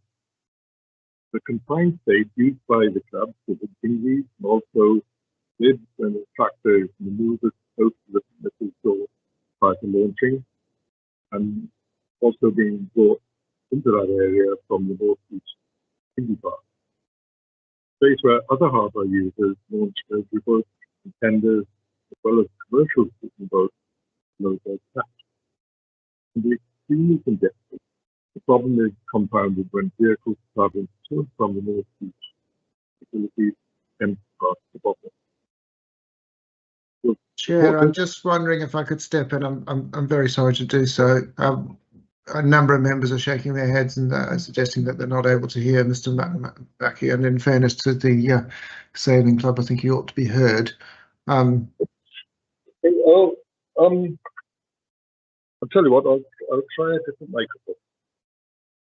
That would be helpful. Thank you. I think, Mr. Mackey, whenever you come forward towards your computer, it's actually much better. So I just wonder if maybe it's the seating location. Turn that off, and I'll work on the computer. Sorry, can you hear me now? Chair, but that's much better. No, that's helpful, John. That's better, is it? Yeah. Oh, much better. Thank you. Thank you, Mr. Mackay. Yeah. All right. I'll start again, and we'll start your 5 minutes again. That's absolutely fine. It's really important that we hear you. Okay. Yeah. I'm representing the Tenby Sailing Club mainly, but also the Tenby Harbour Users Association, and also Rob Prosser, who is a neighbour to this property. A recurring theme run through the objections raised is the potential conflict between customers drawn to this takeaway and those who use the space above the mare slip to launch their craft. This confined space is used by the Sailing Club to rig sailing dinghies and also by their rib when the tractor manoeuvres close to the premises door prior to launching or being bought from the North Beach Dinghy Park. It's a place where other harbour users launch leisure boats and tenders, as well as for commercial fishing boats to unload their catch. It can be already extremely congested, and the problem is compounded when the vehicles travelling to and from the North Beach attempt to pass this bottleneck. The report does not accept or recognise the congestion issues in the space above the mare slip is a problem, and the only oblique reference to the report states the proposed use would not represent a destination in itself, rather it would rely on existing footfall within the harbour area. Don't accept this statement, but the takeaway would be not represented as a takeaway, and it would only rely on parking trade. The problem would be a conflict between the increased footfall, people queuing, waiting, and the normal activities of the harbour users. The County Council recognised that there could be other potential planning problems and inserted the condition in the advert that the use must be compatible with the traditional nature of Tenby Harbour and not directly compete with existing businesses. However, PCC went ahead and awarded the lease contrary to these conditions. It has now, in effect, delegated the decision on the future use of this building to the national parks. The local development plan in Tenby states in policy 2D, the land use priorities will be to protect and enhance the harbour area, and 18, development will be permitted provided that it sustains harbour activities and conserves and enhances harbour activities. The report accepts that a takeaway is a departure from the local development plan on the basis it proposes a retail use outside a defined area, but chooses to dismiss this requirement by making the arbitrary statement it's deemed to be acceptable. This part of the harbour is a distinct area of the town, vertically disconnected and nowhere near any shop. It's wrong that we have the local development plan and then first time something comes up that doesn't suit the officer's recommendation, it dismisses it. Also, I note that the building conservation officer has showed concern and about the introduction of the A1 use would result in an unacceptable level of such uses. Kate, the owner of the cafe at the car park, has expressed her concern to me over this planning application and said she's already losing sleep over it. She spent a considerable sum on developing it over the winter. Rob Prosser, the owner of the adjoining property, has asked me to speak on his behalf. He is concerned about the congestion issues that will result from the existing traffic and deliveries and collection of rubbish, and he brings up and all the wastewater from the premises. I don't think he believes it, but the character of working harbour will change, resulting from the restrictions in the local development plan being ignored. That the development will not be permitted where there is an unacceptable adverse effect on the amenity, particularly where the development would have a detrimental impact on the quality of the environment currently enjoyed by people living in the park. Development leads to an increase in traffic and noise and light and to have a significant adverse effect. The report is misleading when it says the proposed development will be located in Tenby's Harbour. The nearest residential dwelling is in Crackle Street. The lower ground floor, which overlooks the harbour, will be used as a store utility study. These are not classed as high occupancy habitat places. His recently completed ground floor facility has the ability as used as a self-contained annex. The front door is approximately 10 metres from the takeaway, and it may not be defined as high occupancy, but for everybody staying in that lower ground floor property, having a takeaway on the doorstep would cause a considerable negative effect. In addition, the door leading to the main property is just 3 metres away from the takeaway in the alcove. I'm aware that I'm on 5 minutes now. I have other comments, but I'll leave those. It's a pity, really, because there are, important considerations we note. Thank you very much indeed, and I'm sure that members will come back to you to ask a number of questions for clarification. Members, any points for Alistair? Councillor Clements, Di. Thank you, and thank you, Mr. McKay, and hopefully I might be able to give you perhaps another couple of minutes. You've raised a number of concerns, and I just wondered if you could outline any other concerns that you might have that we should be wary of. Or I'm grateful with your comments. The Ms. Prosser did have one other point, was about the seating arrangements and people tending to congregate in the alcove that is part of his property, which is next to it. He was concerned it would become a de facto cafe seating area and so would have an adverse effect on the enjoyment of his property. Also, I noticed that the officer said the proposal would bring the empty building back into consideration, and the reuse would be welcomed. Well, the harbour use would be desperate to have use of this building for a marine-based environment. It's up to the county council to award the lease to whoever it seems fit, and I know the sailing club is interested, and I know other people are interested to use this space.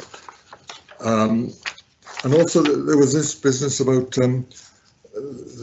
they said they wanted to have a bird feeder there. Perhaps a minor point, but the nuisance created by feeding birds in public spaces is widely recognised, particularly when gulls and pigeons are affected. When feeding takes place near to a food outlet, gulls will habitually take up residence and attack and steal food from the customers. I request National Parks take this into consideration. Thank you very much. On that latter point, I think that was changed in the recommendations in the conditions. So it was a biodiversity enhancement that was suggested, but has not been agreed yet, in that the scheme for biodiversity would need to come forward. But yes, I'm sure that many residents and visitors of Tenby are concerned about feeding birds. Councillor Williams, Chris. Thank you, Chair, and thank you, Mr. Mackay. You mentioned the dinghies, and in the recent pictures we saw many dinghies lined up. I know that in Swansea we've got the Copper Week, Tenby have got the Tenby Regatta. What sort of period does this start, and how many people come for this through the sailing club to sail outside of Tenby Harbour? Well, the sailing club activities basically start in April and go right through till, in theory, Christmas, but sometimes it stops a bit short. We've got, sailing club has a training centre for the youngsters. That is on a Wednesday. The club racing is on Saturdays and Tuesdays, and at another time people just use their own boats to go out. The Coppet Week, not the Coppet Week, the regatta is in July. That takes 70 odd boats usually, and they are stored usually along the North Walk or on the beach, but the Mayor's Slip in this area is the main use. So if they're coming stored in the car park along Barca Sluice, they have to wait in that area before launching on the slip. The National Championships, major event, we've had one every year. It can attract 100 boats.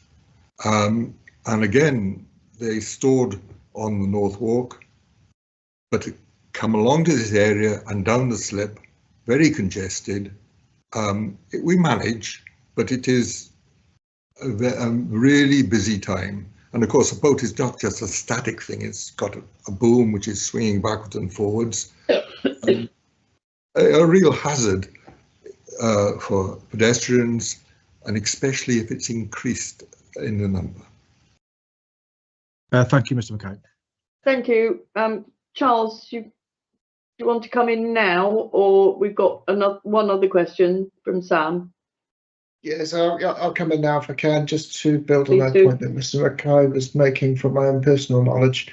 Could you confirm that those national events you refer to are week-long events? It's not just a couple of days? Yeah, it's a week-long, usually from Sunday to Friday. Thank you. Sam, you've got a question. Thank you, Chair. Mr. Mackay, we know, obviously, I go past there most days, how congested and how busy it gets within, well, once the boats go back in the water now, the end of the month. Within that area close to the sluice, there is a lot of storage of boats at present, as I'm sure you know. Come the summer months, it does get very congested within that area.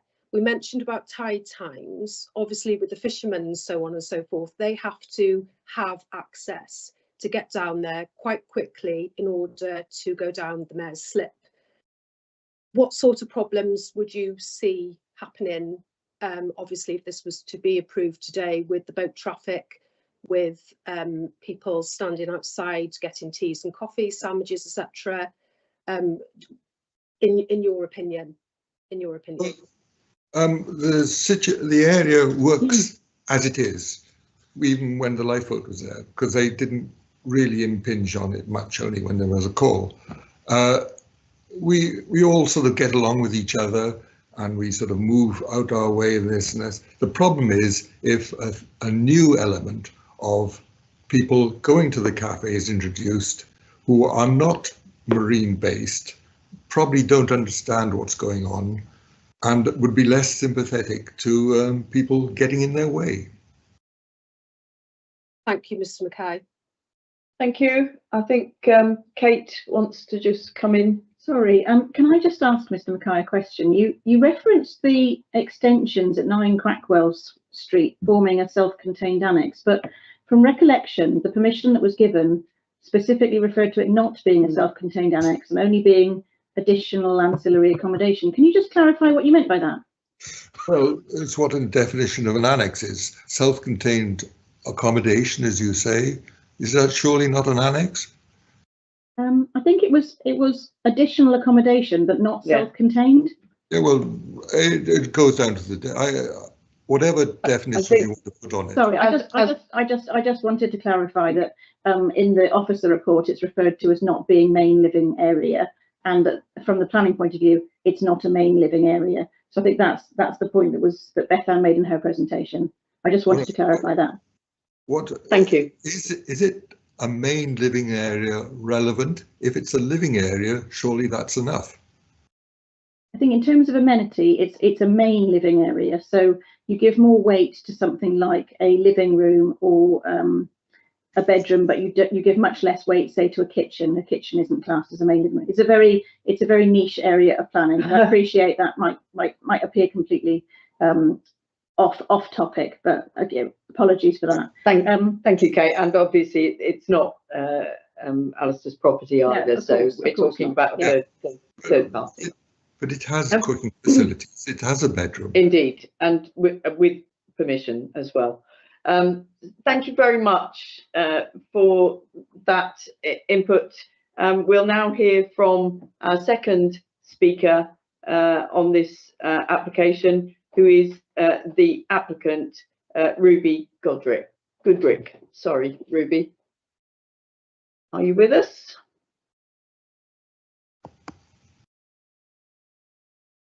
I saw you earlier.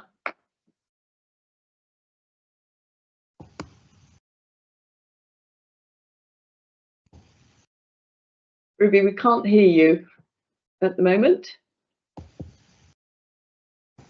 I can't see her name listed in the She's on our screen. Yeah, she's on page 2, Caroline, of my screen. Okay. But no sound is coming through. Maybe, Ruby, I know this sounds ridiculous, but maybe just leave the meeting really quickly and rejoin if you can with the original link. Sometimes that fixes it. Yeah, thank you. Yeah, excellent. We'll wait, don't worry. 2 minutes, but we will be waiting. Perfect. As we found today, the technology is great to enable us to do this, members, but we have to go with the flow, and it's not quite as slick as perhaps we'd hope. But it is very useful to be able to welcome people from all parts of Pembrokeshire and beyond, indeed.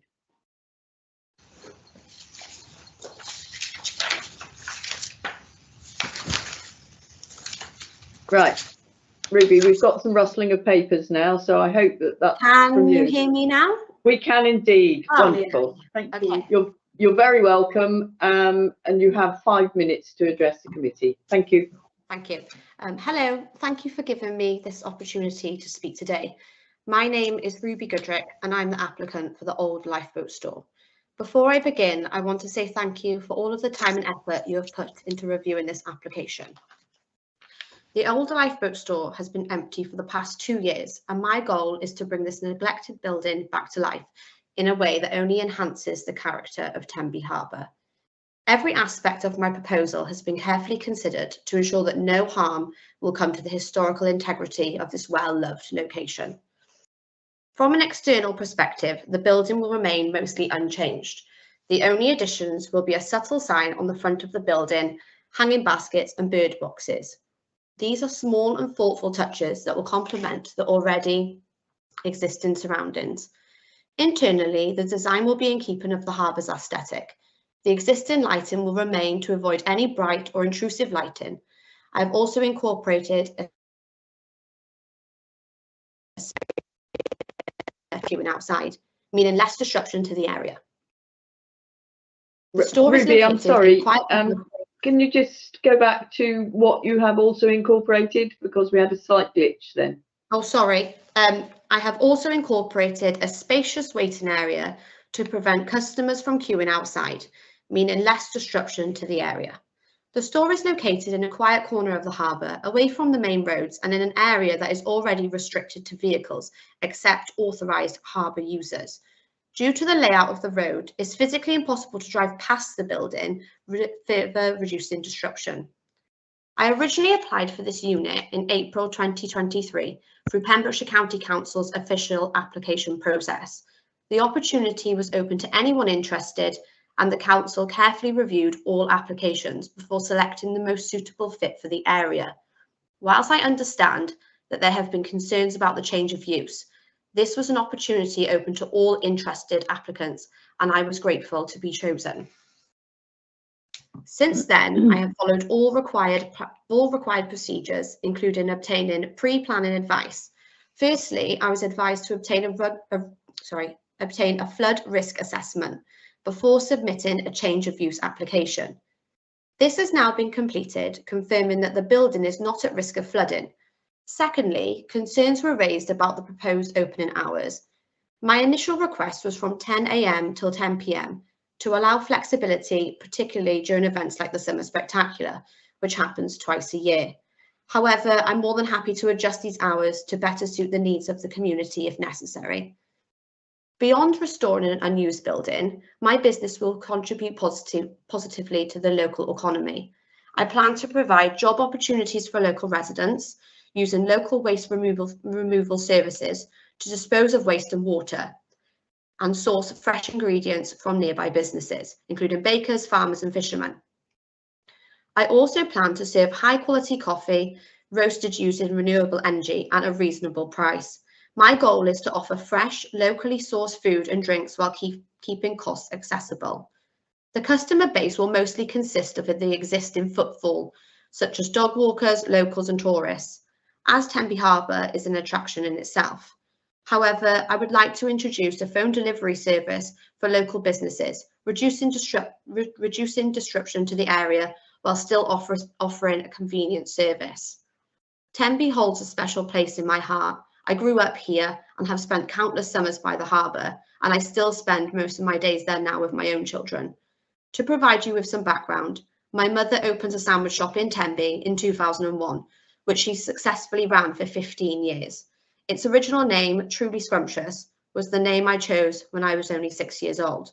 Even today, locals will often ask whether we would consider reopening. With that in mind, I would love the opportunity to bring Truly's back to life, and I respectfully ask for your approval.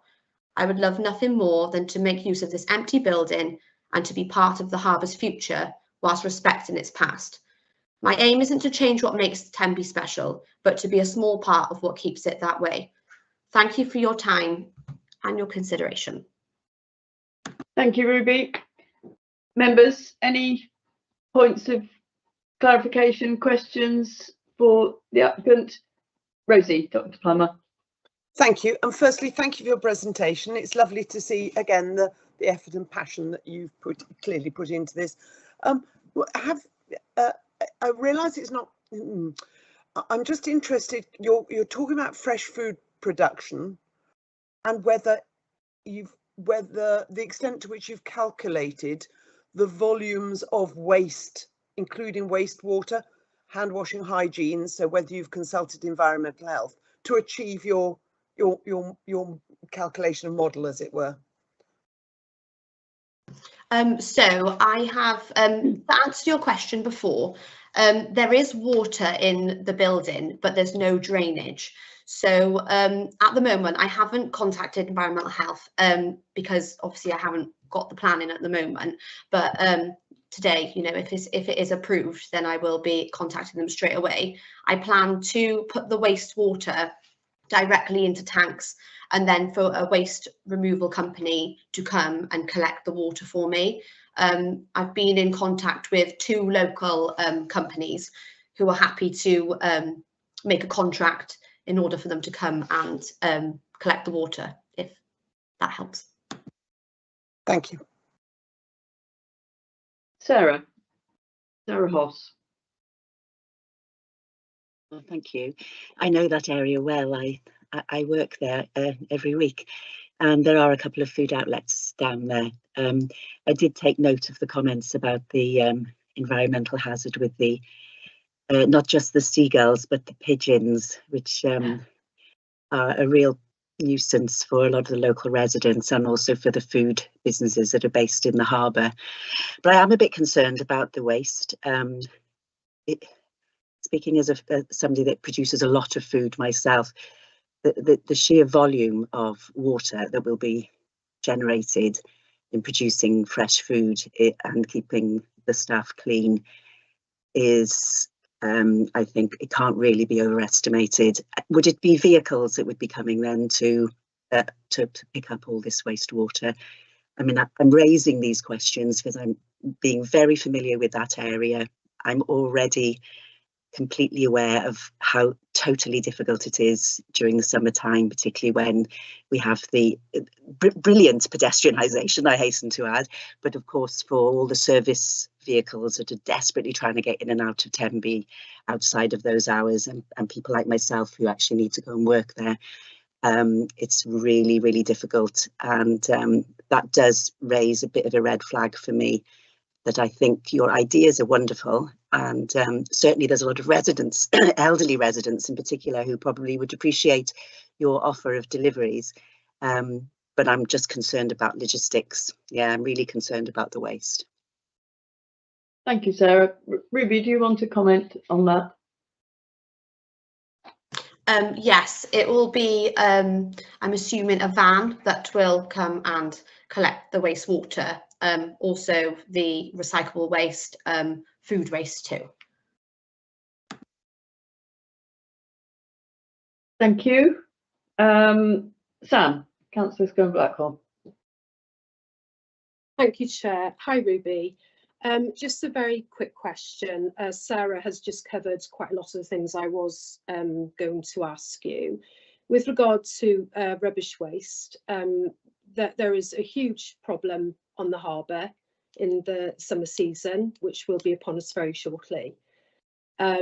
We have many collections a day, and it's very hard with the seagulls and all the other pests down there to try and contain that. Will you be providing a bin, or what is the plan? Because obviously we have the facilities down by St Julian's Church.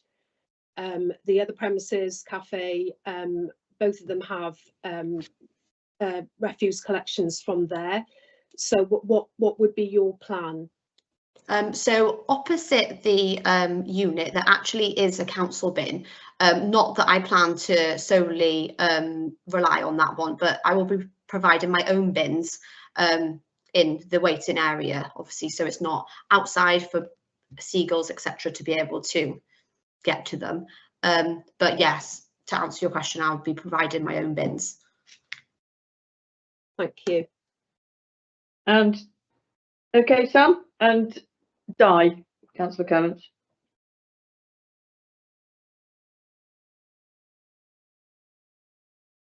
Sorry, I couldn't get the mute button off. Just going back to the environmental stuff, the water. I'm presuming that's for the environmental officers in PCC to deal with rather than a planning application. Am I correct in that? So if those aren't up to standard, then the planning application or the use that is intended won't be able to commence. Is that how I understand it? Come in here. Yeah, if you don't mind, I think Bethel and I discussed the need for potentially a waste management condition, because disposal of waste is often an issue, and there are a number of issues that a waste management condition could deal with. So it could deal with the timing and the size of the vehicle coming down to empty those tanks. I think we would need to have those details to be assured that there weren't going to be issues in terms of the pedestrianisation scheme. also, I think although there are other environmental health regulations that do cover waste, I think it is prudent of us to put waste management and waste collection into a condition for approval, even though it is also covered under a separate legislation. I'm not sure where that bites, but we use waste management conditions fairly regularly in planning. I am picking up from members that there's a lot of concerns here. I do wonder if it's worth raising the potential for a temporary condition to test the use, depending on where members want to go with it. When things are, when things are very difficult like this, it's a very finely balanced application. It's between supporting a new business and supporting existing businesses and existing uses within the harbour. We would hope that we could find that balance to allow both to continue and both to flourish. So I think if members were minded to support it, it might be that a 2-year temporary condition might help to test the water here. No pun intended, sorry. As we did for the sauna in Saundersfoot very recently. So that allows, say, any environmental health concerns, or if something isn't working, for that to be reviewed when that application either comes in for renewal or doesn't, if it just doesn't work. I think in terms of supporting the local economy and finding that balance, I think it's on us as officers to make that suggestion. Just a suggestion anyway. Back to you, sorry. And Kate, can I just confirm with Bethan that the condition that you've suggested as an additional condition would cover all waste? It seemed to be specifically water, but would that be possible to extend it to all waste, which I think might be helpful for members to know. So thank you for that. Chris, Councillor Williams, and then Claire.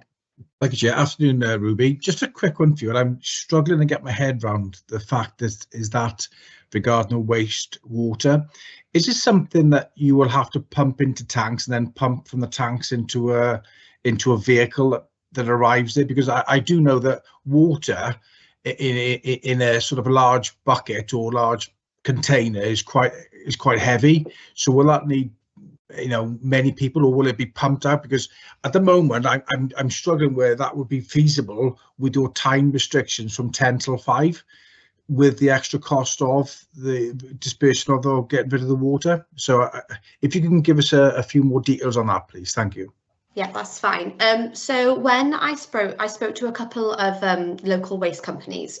One, for example, was Pro Waste. So the plan is to have the water tank stored underneath the sinks.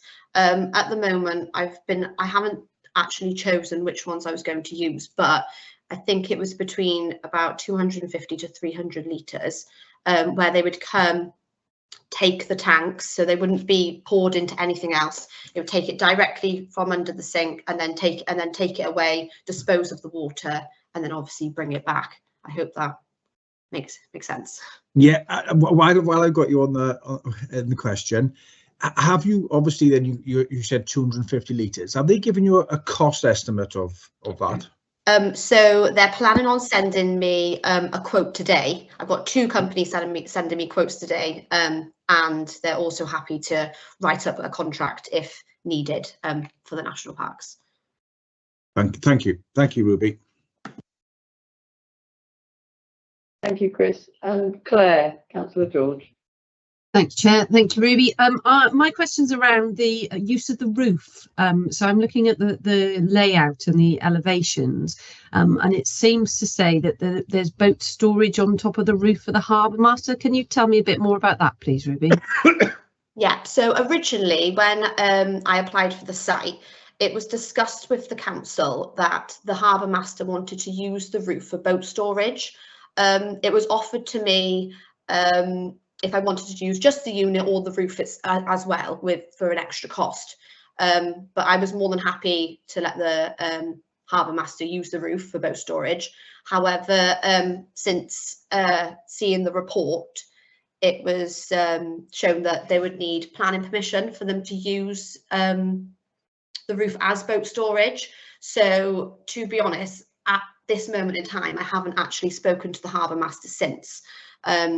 It wouldn't be boat storage of my own. It was solely for him. So yeah, at this moment in time, I'm not sure whether he will be putting in planning permission to be using that. Okay, so it's not currently in use by anybody, and it's a proposed usage. Yeah, it's completely empty. Yeah. Thank you. Councillor George, if you look at the report, there's a condition 6 stating there should be no use of the roof and the property for storage or cafe purposes without specific planning permission. So if there was an intention, then a planning permission would have to come forward to the park. Thank you. Okay. Thank you very much, Ruby. That's very helpful. Members, we'll move into debate on this now. Any thoughts?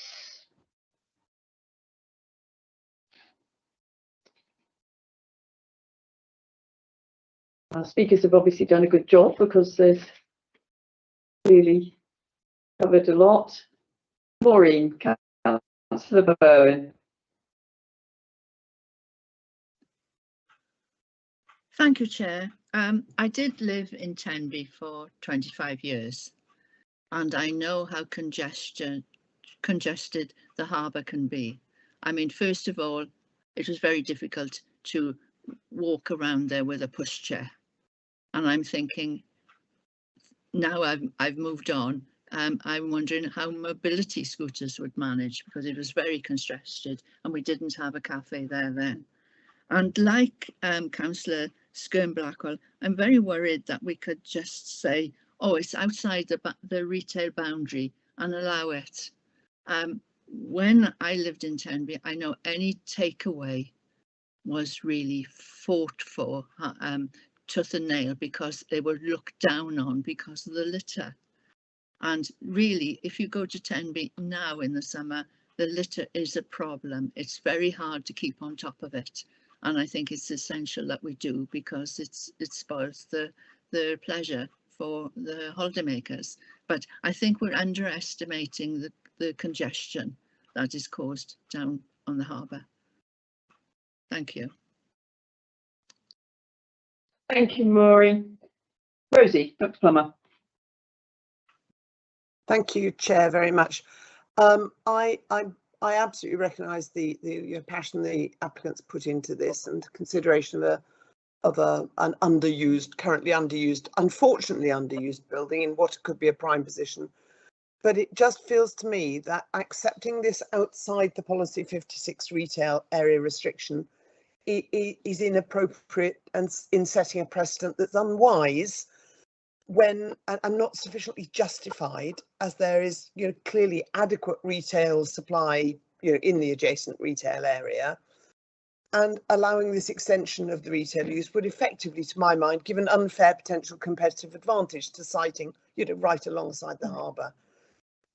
There are risks, I think, then to harbour specific activities, which, as we've heard, because of conflict between users, and a marine-based use seems to me so much more appropriate.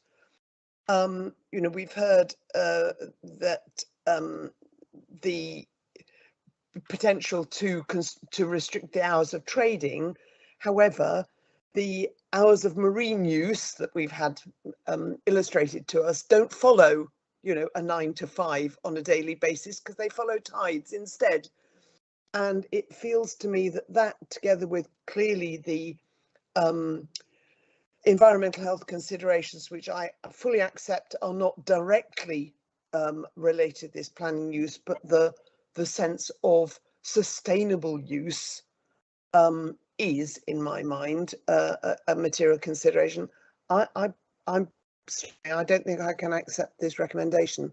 So for me, it's the policy of retail use that probably is a subjective, evaluation assessment, which to my mind would balance it against. Thank you, Chair. Thank you, Rosie. Simon, Dr. Hancock. It's always bad being called after Rosie, because she's so articulate and she can encapsulate everything you want to say. So having said that, I mean, I've listened to the debate, and I would like to commend the enterprise and initiative of Ms. Godric, but I just feel this is the wrong location. It is against the LDP, notwithstanding it's 25 metres from the defined retail centre. And I've listened to my colleagues' concerns about the environmental aspects, introducing almost an alien feature into what is a working harbour. And also, of course, we've got what Mr. Mackay said in terms of the congestion, which I really didn't pick up in the officer's report. So for that reason, and with regret, I'm going to move that we refuse this application. Thank you. Okay, so that's a new motion, which, as it's against officer recommendation, Simon, would need appropriate material planning reasons. Currently, we don't have a seconder for that. So if you could be thinking about those whilst we listen to other debate going on. I will be happy to second, Chair. Just, I can't put my hand up because it'll come low in the order, but would be happy to second. Okay, we will still need those reasons. So I'll go on. I believe I've given that already, though. I'll go on to hear continuing debate, and Sam, please, Councillor Scan-Blackwell. Thank you, Chair. And now I've got to follow Simon. Okay, right, very quickly. I do have concerns with this application. First of all, I'd like to applaud Ruby. I've always been straight down the line with any new ventures. I'm all for new businesses in the town or anywhere within the county to encourage especially younger people for their future. But however, I have to say I do have grave concerns about this. The report states that this is only a minor development with low impact, even though it is contrary to our own policy, which could impact and then set the precedent. And that is what really worries me. Obviously, I know this area extremely well, and the workshops and the boat stores replaced by destination retailers if a precedent was set, harbour users outbid, and the nature of the harbour changing, you know, forever. It's an iconic harbour that everyone knows, Tenby Harbour, and we must always remember that it is a working harbour. I'm down there most mornings, as most you know. I see how quick the boys go in and out because it is tidal, and they need to gain that entry. They have to be there at that time on that day. So unfortunately, I am inclined to agree and to go along with Simon's proposal as well. Thank you, Chair. Thank you very much. Chris Williams. Yeah, thank you, Chair. Yeah, I've looked at this, trying to look at it from both angles. I think obviously Ruby's got to put a lot of work into this, but I have got concerns regarding the environmental issue and the water and the costs of actually getting that water off site. And I just think at the moment with running from 10 till 5, I'm whether that's viable or not, I'm not 100% sure on that. But as Simon pointed out, it's outside the LDP. And I think with the work that the sailing club have done over the years at Tenby Harbour, and they do an awful lot of good work for the community with the young children and many people who come down and sail. I have got concerns as well with the access off the Mayor Slip. You know, it's a busy site, and the fact is that you've got local fishermen, lobster pots. The vehicles are on the Mayor Slip, loading on and off with the jetty with petrol or lobster pots. I just think it's a very, very busy site and it does get congested. So at this moment in time, I will support Simon and go against the officer's recommendation. Thank you. Thank you very much. Anybody else want to contribute? So we've got Charles wanting to comment. I'm sure this is going to be to ensure that I do record appropriate planning, material planning issues. But Charles, perhaps you're also going to ask about cooling off period, but could you come in, please? Yes, thank you very much, Chair. You've got it in two there.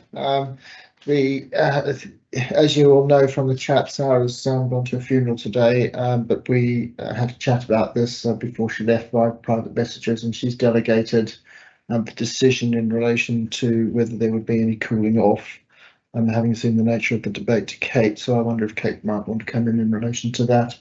And then, of course, there is also the issue of reasons for refusal. We need to make sure we establish those and record them properly before we vote. Thank you very much.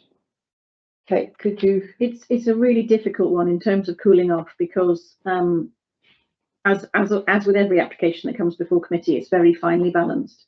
You know, the officer recommendation is based on the fact that although this is a departure, it is very, very close to the retail boundary. It is a very small development in an underused building. So, you know, the fact that the lease has been given by PCC for this use is entirely out of our control. So we have to consider the application before us and not what other possible uses could happen in the building. And I think that you know, the officer's recommendation is to approve subject to conditions. I'm sensing from members that, you know, you're likely to go against that, but we haven't had the vote yet. We need to establish what those reasons for refusal are first. I think we need, ideally, if Rosie or Simon could give us the wording before we go to the vote for that reason for refusal, that would be very helpful. But I don't think we should invoke cooling off on this. I think it's one of those ones that's it is very finely balanced. Okay, thank you, Kate. That's very helpful. Simon or Rosie. Rosie, you've got your hand up, so yeah, I was going to offer a cockshide to Simon, and then he can refine it because he's far better at that than me.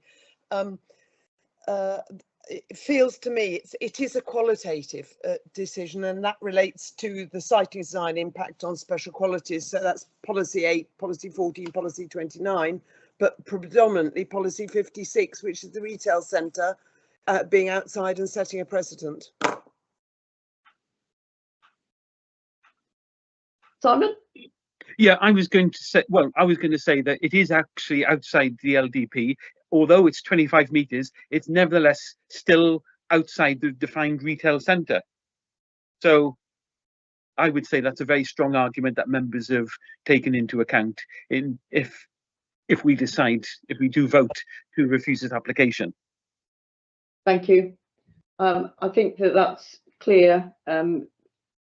4 policies cited there by Dr. Plummer, and particularly an issue for Dr. Hancock is that it is outside the defined retail area for Tenby, and therefore goes against our LDP.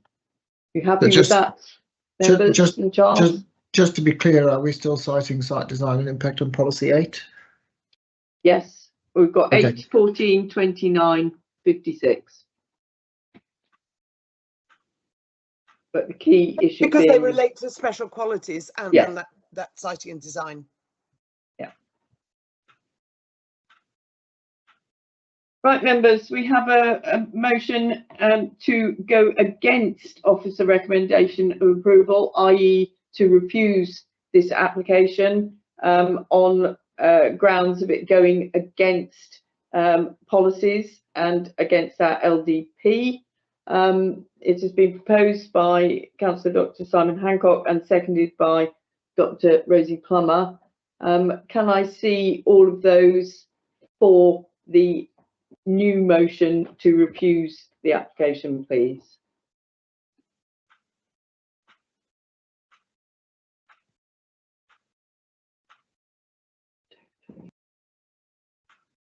We're on 12.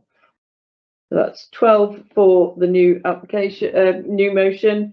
Those against?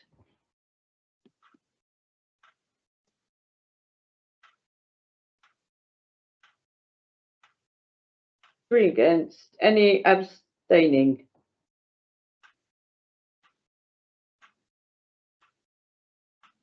Gwyn and Bethan, you've got your hands up. Gwyn. Just down to Gwyn now. Yeah, no, Gwyn voted again.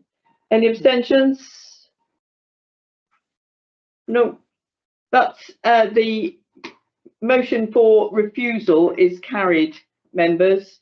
Thank you very much for your debate and discussion on that. Kate has indicated that we will not be invoking the cooling off period. Therefore, that is the decision for today. I think we still need to consider the next application, though.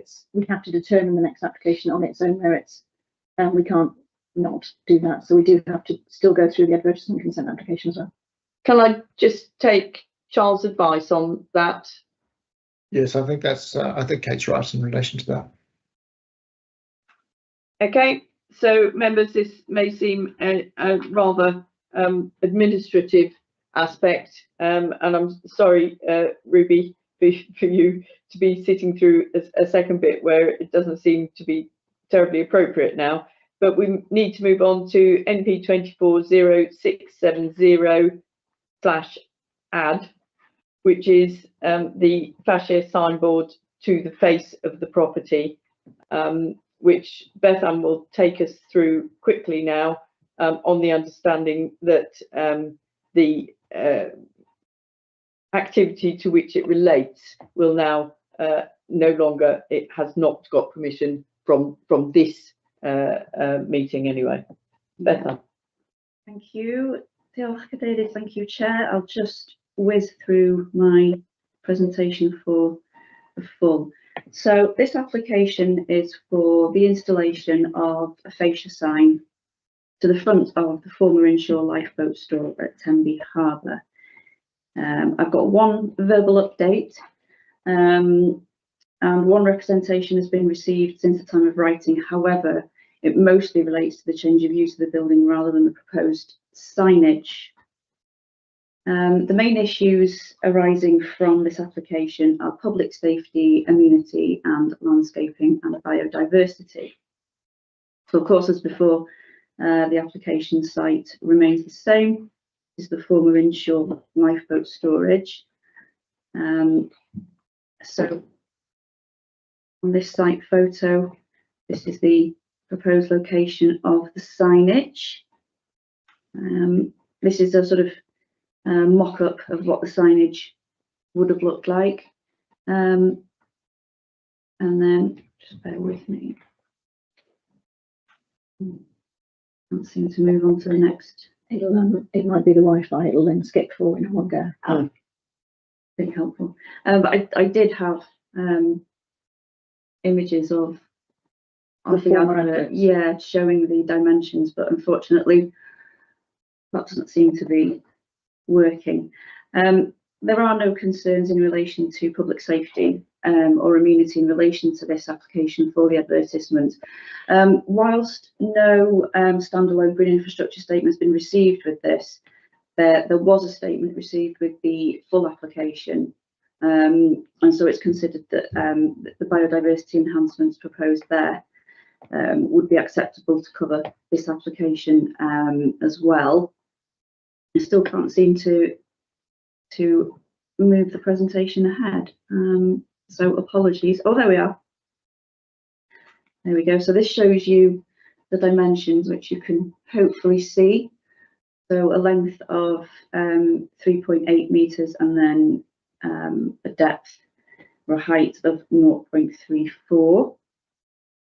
Just see if that works. There we are. That's the proposed elevation showing you the proposed signage. It's worth noting at this point that the signage is proposed to be non-illuminated, so there would be no lighting proposed in relation to this sign. And as I say, overall, there are no concerns in relation to public amenity or public safety, and therefore the recommendation is to grant. Thank you. Kate, I would want your advice here. Thank you, Bethan, very, very much, about how we deal with this. It's really complicated because the use has already been refused. Yes.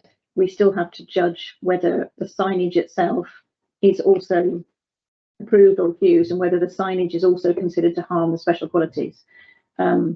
The officer's view and the conservation officer's view, I think, are that the sign will not harm the special qualities. It's non-illuminated. Is it a traditional material, Bethan? It is composite aluminium. Right. Okay. So it's over to members, I'm afraid. Is the sign itself acceptable or is it not? And in giving, if should we give approval for this? There seems little purpose in, which is why why I'm asking. It's really complicated, because you often get the situation with like a listed building and a full application where the listed building application is acceptable but the use is not, and we still have to determine with a listed building, if the use is not acceptable, we would generally refuse because we don't want to give an inconsistent opinion. Yeah, I don't know if we take that same approach here. I would suspect that members would, because of the fact that they're that worried about the use being contrary to special qualities. But I think we need to seek a view on how members feel about it. We can't just not determine it, and we can't just refuse it because we've already refused the other one. We just need to consider its merits. Sorry. Yeah, no, that's really helpful. Thank you very much indeed. And I will perhaps, we haven't got a speaker on this, but I will perhaps just hark back to the applicant's presentation earlier, where clearly the name was linked to a historic usage of a previous well used and well loved cafe facility in the town. So there was that linkage there. Rosie, Dr. Plummer. Thank you. A couple of questions. One is, I appreciate it's only a mock-up, Beth, and so it's hard to see, but it looks to me at the moment as if the space that the signage is proposed to go into is slightly almost recessed. It's quite tight against the building, and the mock-up made it look a little bit prominent. So I just seek for a sort of clarity and a reassurance on that, because in principle, it seems to me the position is acceptable. And then the only other question two questions I would raise are clearly there doesn't seem to be a specific lighting constraint, though I recognise a lit sign is not proposed. And I think the colour palette could be significant if it was going to be Dayglow orange or something, I guess. Yeah, so yeah, the space where the sign for the previous use is ever so slightly recessed, but I think, like you say, the mock-up possibly makes it look as though it might protrude further than it actually does. So yeah, I think you're right there. I think we should clarify that, though, if it is, to my mind, otherwise acceptable. Thank you. And then colour. The colour, yeah. In terms of the advertisement regs, we can't really sort of control colour, but I think in this case, with it being a neutral colour, I think that is acceptable. If it had been any other colour, we could have probably considered it under sort of the impact upon the character and appearance of the conservation area. But I think as submitted, it being a neutral colour, that's acceptable. So is what's submitted black on white the colour that it would in principle be? Yes, yes. So the details that we have received are the details that we are considering today. Yes. Because I would not be comfortable personally with a wide departure from that. I'm just wondering if I might step in relation to this. Thank you, Charles. Yeah, apologies if I'm sending sort of people in a different direction on this, but I haven't done very many advertisement consent applications in my life, so I don't know a huge amount about them. But my understanding, and please, if I'm wrong, please feel free to tell me that, officers. My understanding is that in considering this, we're considering the principle of a sign in this location. We're not considering the content of that sign. Yeah, if I could just come back, there are two considerations for advertisement considerations. So those are visual amenity and highway amenity, and I've gone completely blank. Stefan? Public safety. Public safety. So yeah, so it sits slightly outside of your normal policy remit in terms of looking at advert intents, because once an advert has been permitted, that advert then can be changed as long as it's within the parameters that are granted. So a fascia board, say above a shop, you'll be familiar in Tenby, shops change all the time. As long as that fascia stays within that limit which has been approved, they don't then need permission to change that at a later date. So that maybe is a matter to consider in terms of the colour that has been suggested. Colour surely has to be one of the, at least in principle, parameter, or I'm not convinced that it is. I don't think it is now. Sounds like it's not, Rosie, but we can certainly check. But we have been assured that it is on this occasion. What has been submitted is the colour palette that is proposed. Angie, Councillor Tinley. Thank you. Have we, or can we confirm that the applicant, based on the last vote, still wants the sign? I think we're in this ridiculous position where it's an application on our agenda that we need to consider, quite honestly. I don't think we do dynamic systems of withdrawal of applications and so on. So, well, I think if this was a delegated issue, we would probably have asked the applicant whether she wished to withdraw the application, but it's not something that we would normally do during committee. No. I don't see why we couldn't, if the applicant wished to withdraw it, not make a decision on it. But we would have to ask the applicant that, whether, because obviously the applicant will be able to appeal the previously refused application. That that is an option open to them. So they may wish to progress the application for advert pending an appeal decision on the use. So I think we have to ask Ruby if that's okay. Charles, let me know if I'm stepping out of. No, I think that's I think that's right, and I think that's sensible advice. Thank you, but very sensible advice. Ruby, sorry to put you on the spot, but are you happy for us to proceed with this, or would you prefer us to say hold on this now? I'm happy. Previous decision. I'm happy for you to proceed. I won't withdraw the application, just in case, and gives me time to have a think, if that's okay. Yeah, absolutely fine. Fine. Thank you very much for that clarification. Thank you for the question, though, Angie. It was worth pursuing. Rachel. Yeah, thank you. Bearing that in mind, if we were minded to accept this or approve it today, is there a risk then that this sign could be erected, but we haven't given planning permission? So on that basis, I feel I need to make a counter proposal and say that we do reject. Otherwise, we could be quite in a bizarre position, couldn't we? Yes, exactly. And then on a second point, I just feel if you had a sign there, would that matter or not? But actually, no, we have rejected this, and it comes back to the fundamental purpose of a sign is to do with retail purpose. We could end up with that, but an empty building, which would be everything we've said all along we didn't want. So, yeah, if that would be okay, I think that would be the way to go, please. Thank you for that, Rachel.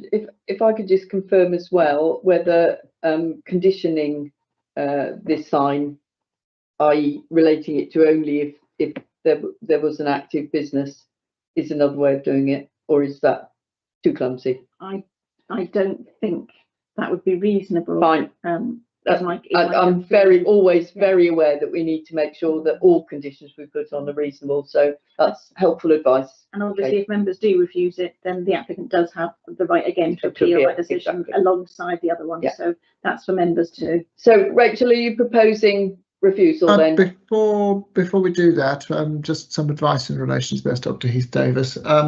The one concern I have about your proposal, on the one hand, is quite a sort of pragmatic response to the situation. It's a slightly difficult situation.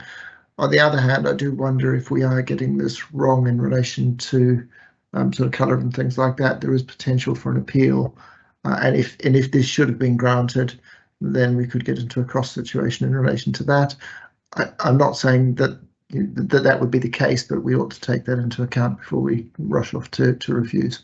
Yeah, thanks, Charles. It wasn't about the colour and things. I know other comments had been made, but my proposal was the core principle of it for me, the retail feel of this, the character, the listed area, the marine. So the signage was something I had concerns with anyway, but to end up with the risk that we were to accept this today and end up with a sign, and we've rejected the whole purpose of that type of site. that's why it was jarring with me. And No, that's so you can help me with that, Charles. That'd be much appreciated. no, that's tremendously Am I helpful. along the right I have to lines of say, wording? I don't know. Yeah, it's one of those ones that I'd probably like to take away to reach a final position on, but I am not feeling like it's a risk-free approach, put it that way, that you're suggesting. Okay. Of course, officer recommendation is to approve, and members could still feel that they didn't wish to vote for that recommendation, even if we have a proposer and a seconder. So that's another way forward. Sam. Thank you, Chair. I'm inclined to agree with Rachel. I'm happy to second that, given the current situation.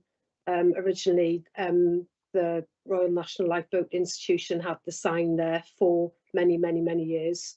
And I think at present it would just be the right thing to do. Thank you.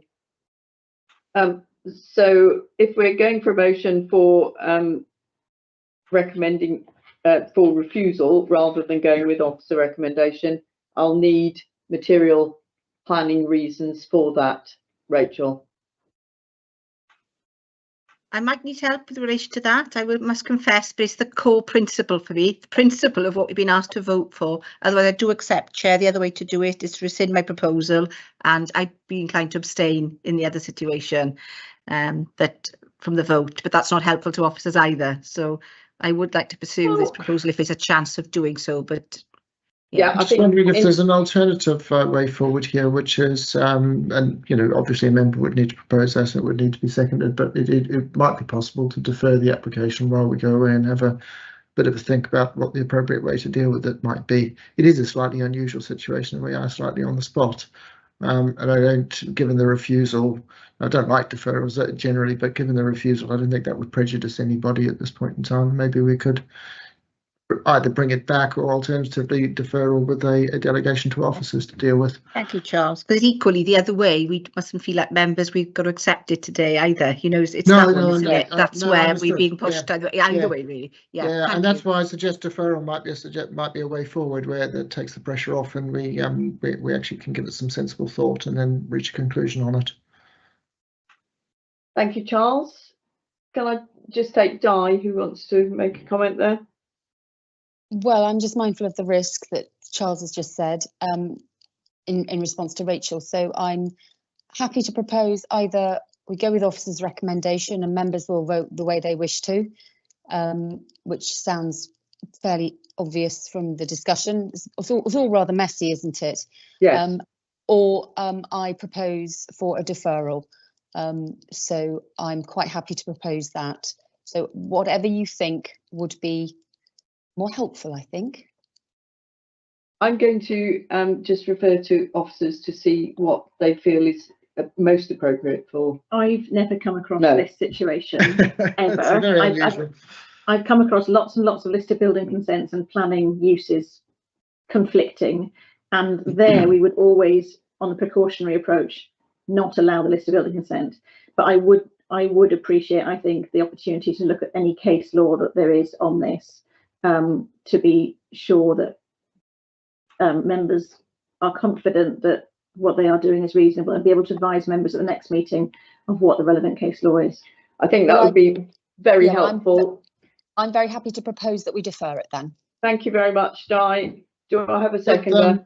In relation I was going to say, I'm happy to withdraw mine. I think that's the neatest way, and I can second It Di's. is indeed. Thank you, Rachel. Thank you. Just in relation to that, and for clarity, Councillor Clements, are you suggesting deferral and delegation, or are you suggesting deferral and bring it back to committee? I'd be quite happy for deferral and delegation personally. For the officers to agree with the chair and the vice chair? Yes, I think so. Thank you. We have done that in the past, members. Are you happy to delegate that decision to, after officers have taken advice, looked at case law, for it to come to myself and Deputy Chair? So I think we need a second before we go to a vote. Yeah. I'm not sure we have a second on that. Yeah, I'm just putting the proposal. Sure. So it's a deferral with to delegate approval to delegate decision to myself and Dr. Hancock. Do I have a seconder there? Rosie? Sorry, I'm just trying to get my head around what you're actually proposing. Deferral to delegate the decision to refuse, or decision? A decision. Either Okay. way. Yeah. Can I just then add, if it were going to be to refusal, it feels to me we would fall back on the combination of policy 8, 14 and 29. So it would be well, I think that decision would be made. I think that decision would make that decision on case law. Officers will advise on that at the time that a decision's made. We don't want to prejudice this decision. No, I understand that, but that's where my gut would have taken me. But I'm happy to second that anyway. Kate, can I just come back in and say that, you know, if the vice chair and the chair are not comfortable with the advice that officers give them, they are of course at liberty to bring this back to come back to committee. And also, can I apologise to the applicant for this possibly taking a couple more weeks than we had anticipated. We want to make, you know, if the case law shows that we should go in one direction or the other, I'd like to make sure that we are acting properly and give you the right decision. So members, I've got a proposal to defer consideration of this application and to delegate a decision to for officers to recommend to chair and deputy chair. I have a proposer from Councillor Kebbins, seconder from Dr. Plummer, and to confirm that should the chair and deputy chair have any concerns, we will bring it back to committee, but you will obviously get it reported back to you in committee. No other comments or thoughts, so can I see for that proposal, please?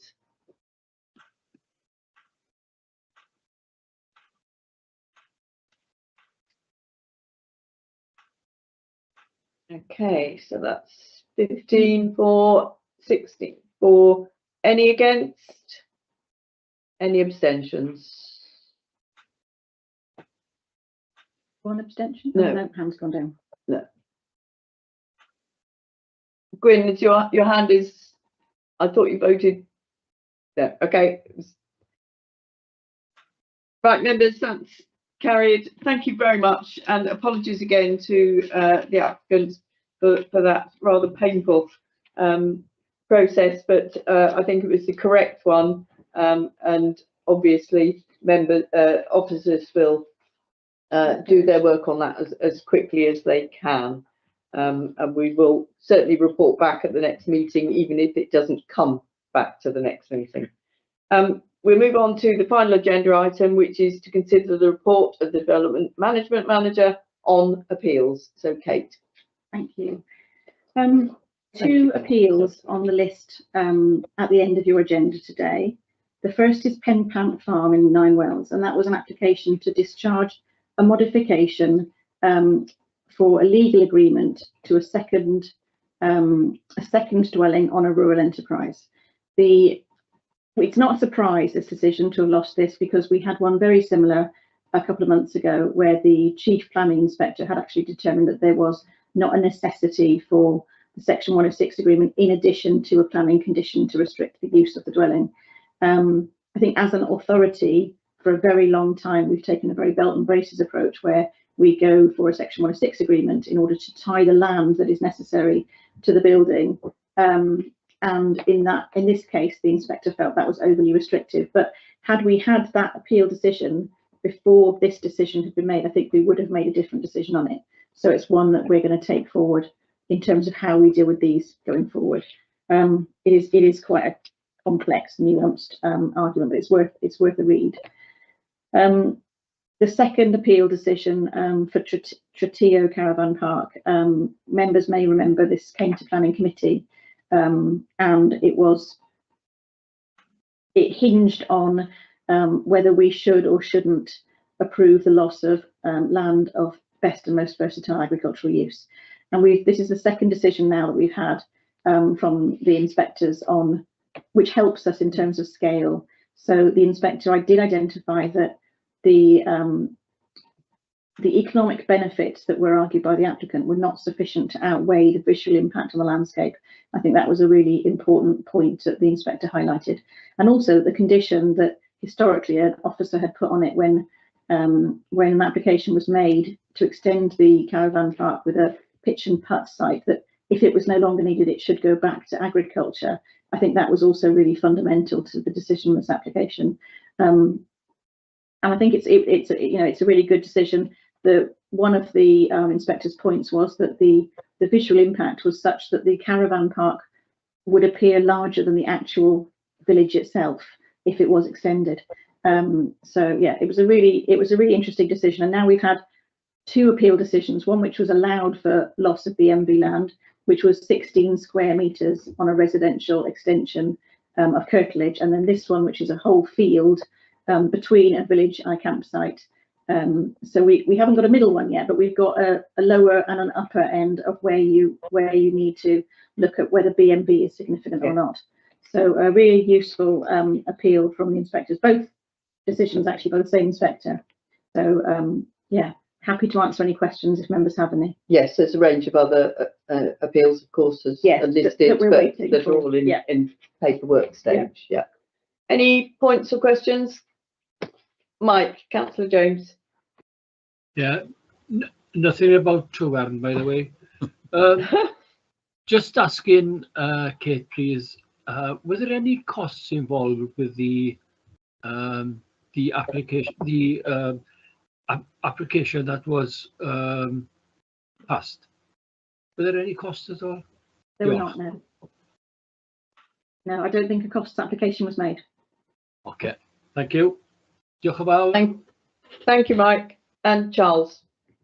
Thank you, Chair. Just 2 matters that Sarah asked me to update members on. Number 1 is in relation to a site at the Ridgeway near Manaphere. Members will recall that we previously prosecuted the person there, but we weren't having much success in terms of moving on with enforcement. We very recently successfully obtained an injunction against the applicant to prevent anything further being brought onto the site and to remove the majority of the sort of items that are on the site.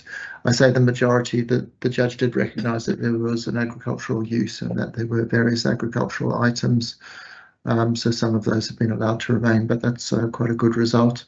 And we also had a costs award against the applicant as well, although he has indicated he's not in a position to pay. So we're beginning to see some action in relation to that site. The second matter is the Moyle Grove Judicial Review. We have a trial in relation to that on at least 2 grounds, which will be programmed for either the 17th or the 19th of June. In the meantime, there is a preliminary hearing, which I think is either the 13th or the 14th next week, at which the applicants will be arguing that other grounds that they raise should also be able to be argued at the trial. So we will know, the extent of the trial in due course. So that one is moving through the system. Thank you, Charles. Rachel.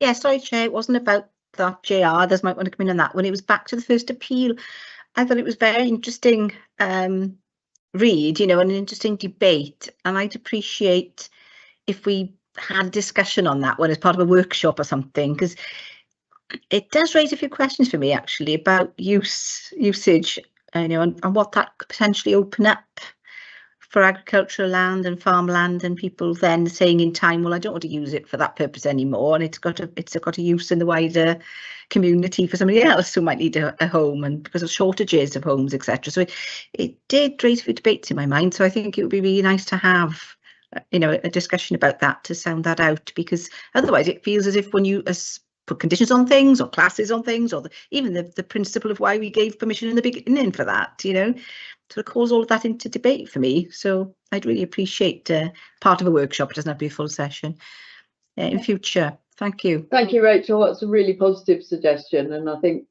we always review the appeals outcomes either way for learning, and it's a good lesson. Really, yes, exactly. It's really helpful then to be able to bring them back to members and discuss. So Thank we you. have, as I say, got a workshop following this, but that's not going to be considered, but we'll put it on the list. Thank you, members, very much for your not only your attendance, but your really close scrutiny and input and decision making today. Thank you, officers. You've put in a huge amount of work, much appreciated. We have got a workshop due, and I'm suggesting that we have a half-hour break and come back at 1:45, if that's okay. I think the workshop will be about an hour, something like that. Thank you, members. Are we staying on this link? Are we staying on this link? I think so. We're just using the same link, so please come back to this. Thank you. Thank you, Thank everybody. you, Ron, very much indeed. Thanks, Charles. Thank you. Thank you, Charles. So that's 2 o'clock, is it? No, 1:45.